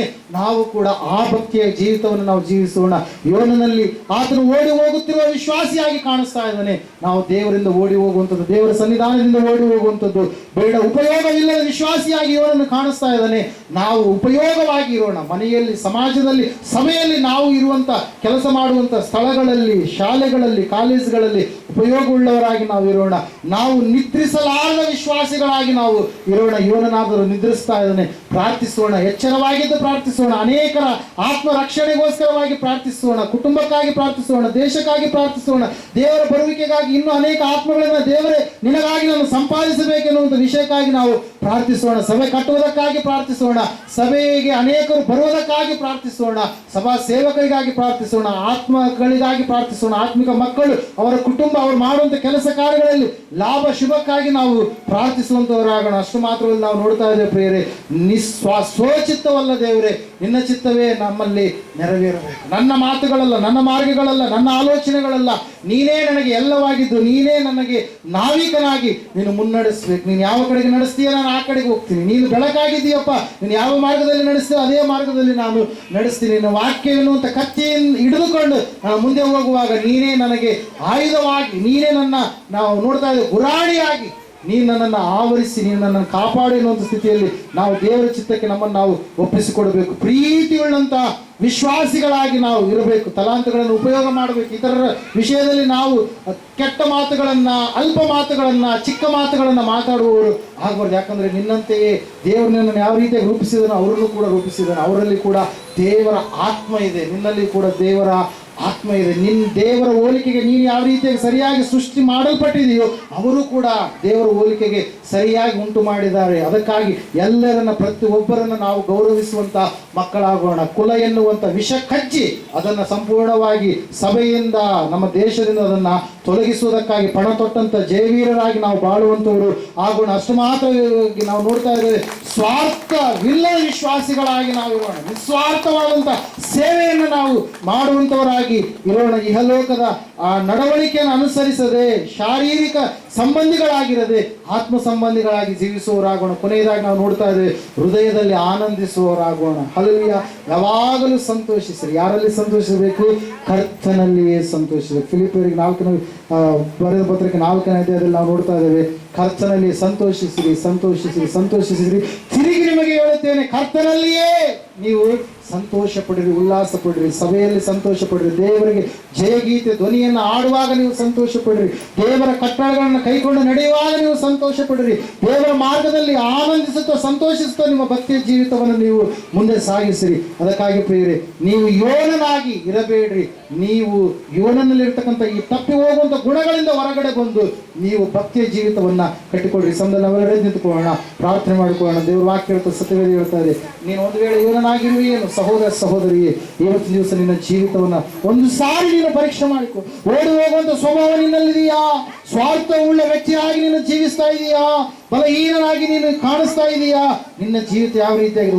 ಒಂದು ಸಾರಿ ನೀನು ಪರೀಕ್ಷೆ ಮಾಡಿಕೊ. ಉಪಯೋಗವಿಲ್ಲದ ವಿಶ್ವಾಸಿಯಾಗಿ, ನಿದ್ರಿಸುವ ವಿಶ್ವಾಸಿಯಾಗಿ, ಸ್ವಚಿತ್ತ ನೆರವೇರಿಸುವ ವಿಶ್ವಾಸಿಯಾಗಿ, ಪ್ರೀತಿಯಿಲ್ಲದ ವಿಶ್ವಾಸಿಯಾಗಿ, ಸ್ವಾರ್ಥವಿರುವ ವಿಶ್ವಾಸಿಯಾಗಿ, ಹೃದಯಾನಂದವಿಲ್ಲದ ವಿಶ್ವಾಸಿಯಾಗಿ ಒಂದು ವೇಳೆ ಇದ್ರೆ ಇವತ್ತಾದರೂ ನಿನ್ನ ಜೀವಿತವನ್ನು ಭಕ್ತಿಯ ಕಡೆಗೆ ನೀನು ನಡೆಸಿಕೊ. ದೇವರು ನಿನಗೆ ತಲಾಂತನ ಕೊಟ್ಟಿದ್ದಾನೆ. ದೇವರು ನಿನಗೆ ಕೊಟ್ಟಿರ್ತಕ್ಕಂಥ ತಲಾಂತಗಳನ್ನು ದೇವರ ರಾಜ್ಯಕ್ಕಾಗಿ, ನೀತಿಗಾಗಿ ನೀನು ಉಪಯೋಗ ಮಾಡಿಕೊ. ದೇವರ ಬಲಾನಂಬಿಗಸ್ತನಾದ ಒಳ್ಳೆ ಆಳು ದಾಸನು ನೀನು ಎಂಬುದಾಗಿ ನಿನ್ನನ್ನು ಮೆಚ್ಚುವ ಹಾಗೆ, ನಿನ್ನನ್ನು ಹೆಸರಿಡಿದು ಕರೆಯುವಂತ, ಆತನ ಔತಣ ಕೂಟಕ್ಕೆ ಕರೆಯಲ್ಪಟ್ಟಂತ ನಿನಗೆ ಆತನು ಹೆಸರಿಡಿದು ಕರೆಯುವಾಗ ಎಷ್ಟೋ ಉಲ್ಲಾಸ, ಸಂತೋಷ. ಆತನು ನಿನಗೆ ಕಿರೀಟಗಳನ್ನು ಧಾರಣೆ ಮಾಡುವಾಗ, ನನ್ನ ಮಗನೇ ಇಲ್ಲಿ ಬಂದು ಕುಳಿತುಕೋ ಎಂಬುದಾಗಿ ಆತನು ಹೇಳುವಾಗ, ಜಯಶಾಲಿ ನೀನು ಎಂಬುದಾಗಿ ನಿನ್ನನ್ನು ಕರೆಯುವಾಗ ಎಷ್ಟೋ ಆನಂದ, ಸಂತೋಷ. ಈ ಸಮಯದಲ್ಲಿ ನಾವೆಲ್ಲರೂ ಪ್ರಾರ್ಥನೆಯಲ್ಲಿ ಏಕೀಭವಿಸೋಣ. ಯಾರು ಕೂಡ ಮೌನವಾಗಿರುವಂಥದ್ದು ಬೇಡ. ಪ್ರಾರ್ಥನೆ. ಎಲ್ಲರ ಕಣ್ಣುಗಳು ಮುಚ್ಚಿ, ಯಾರು ಕಡೆ ನೋಡಬಾರ್ದು. ಸರ್ವಶಕ್ತಿಯುಳ್ಳ ದೇವರೇ, ಕರುಣಾನಿಧಿಯ ತಂದೆಯ ಸ್ತೋತ್ರ. ಇವನು ಇರ್ತಕ್ಕಂಥ 7 ಲಕ್ಷಣಗಳು, ಹೌದು ಸ್ವಾಮಿ, ಆ ಲಕ್ಷಣಗಳಿಂದ ಅಸಮಾಧಾನ, ಸಂತೋಷ, ಮಾಡಿದಾನೆ ಸೇವೆ, ಆ ಸೇವೆಯಲ್ಲಿ ತೃಪ್ತಿ ಇಲ್ಲ, ಶಿಕ್ಷೆಯನ್ನು ಪ್ರಕಟಿಸುವಂಥ ಒಂದು ಸ್ವಭಾವ, ಅವರು ಕರ್ತನೆ ರಕ್ಷಕನೇ. ಅಂಥ ಸ್ವಭಾವ ಇನ್ನೊಬ್ಬರಿಗೆ ಹಿತ ಮಾಡಿ ನಮಗೆ ಅವರು ಮಾಡಿಲ್ಲ ಅಂತೇಳಿ ಅಸೂಯೆ ಒಂದು ಪದ್ಧತಿಯಲ್ಲಿ ತೊಲಗಿಸಿ ರಾಜ್ಯ ದೇವರಾಗ್ತಾನೆ. ಈ ಸಭೆಯಲ್ಲಿರ್ತಕ್ಕಂಥ ಎಲ್ಲ ಸಭಿಕರ ಮನಸ್ಸುಗಳನ್ನು ನೂತನಗೊಳಿಸು. ನೀನು ಬಿದ್ದಿರ್ತಕ್ಕಂಥ ಈ ವಾಕ್ಯವು ಫಲಭರಿತವಾಗಿ ಕರ್ತನೆಯವರ ಜೀವನದುದ್ದಕ್ಕೂ ನಡವಳಿಕೆಯಿಂದ ನಿನ್ನ ಮಕ್ಕಳಾಗಿ ಇತರ ನೋಡುವಾಗ ಎದ್ದು ಕಾಣುವ ಹಾಗೆ ನೀನು ಕಾರ್ಯ ಮಾಡಪ್ಪ. ಯೇಸು ತಾನೇ ನಷ್ಟಕ್ಕೆ ಕೊಡ್ತಾ ಇದ್ದೇವೆ. ಹೌದು ಕರ್ತನೆ, ನಾವು ಧೂಳಾಗಿದ್ದೇವೆ ಎಂಬುದಾಗಿ ನೀನು ಜ್ಞಾಪಕ ಮಾಡಿಕೊಳ್ಳುತ್ತೇವೆ. ಹೌದು ಕರ್ತನೆ, ನಮ್ಮಿಂದ ಏನೂ ಆಗಲ್ಲ, ನಿನ್ನಿಂದಲೇ ಸರ್ವೂ ಸಾಧ್ಯ. ದೇವರಾತ್ಮನೇ ಪರಿಶುದ್ಧ ನನ್ನನ್ನು, ನನ್ನ ಕುಟುಂಬ ಮಕ್ಕಳನ್ನು ಮತ್ತು ಆತ್ಮಿಕ ಮಕ್ಕಳ ಎಲ್ಲರನ್ನ, ಸಭೆಗೆ ಬಂದಿರತಕ್ಕಂಥ ನಮ್ಮದೇ ರಕ್ಷಣೆ ಹೊಂದಲಾಗದೆ ಇರ್ತಕ್ಕಂಥ ಎಲ್ಲರನ್ನು, ಈ ಧ್ವನಿಯನ್ನು ಕೇಳುವ ಎಲ್ಲರನ್ನು ನಿನ್ನ ಹಸ್ತಕ್ಕೆ ಒಪ್ಪಿಸಿಕೊಡ್ತಾರೆ. ನಿನ್ನ ಆಶೀರ್ವದಿಸು, ಬಲಪಡಿಸು, ನಿನ್ನ ಇಷ್ಟ, ನಿನ್ನ ಚಿತ್ರ ನೆರವೇರಿಸು. ಎಲ್ಲ ಘನಮಾನ ಮಹಿಮೆಯ ಉಂಟ ಯೇಸು ಕ್ರಿಸ್ತನ ನಾಮದಲ್ಲಿ ಎಲ್ಲ ನಮಗೂ ಪರಮ ತಂದೆ.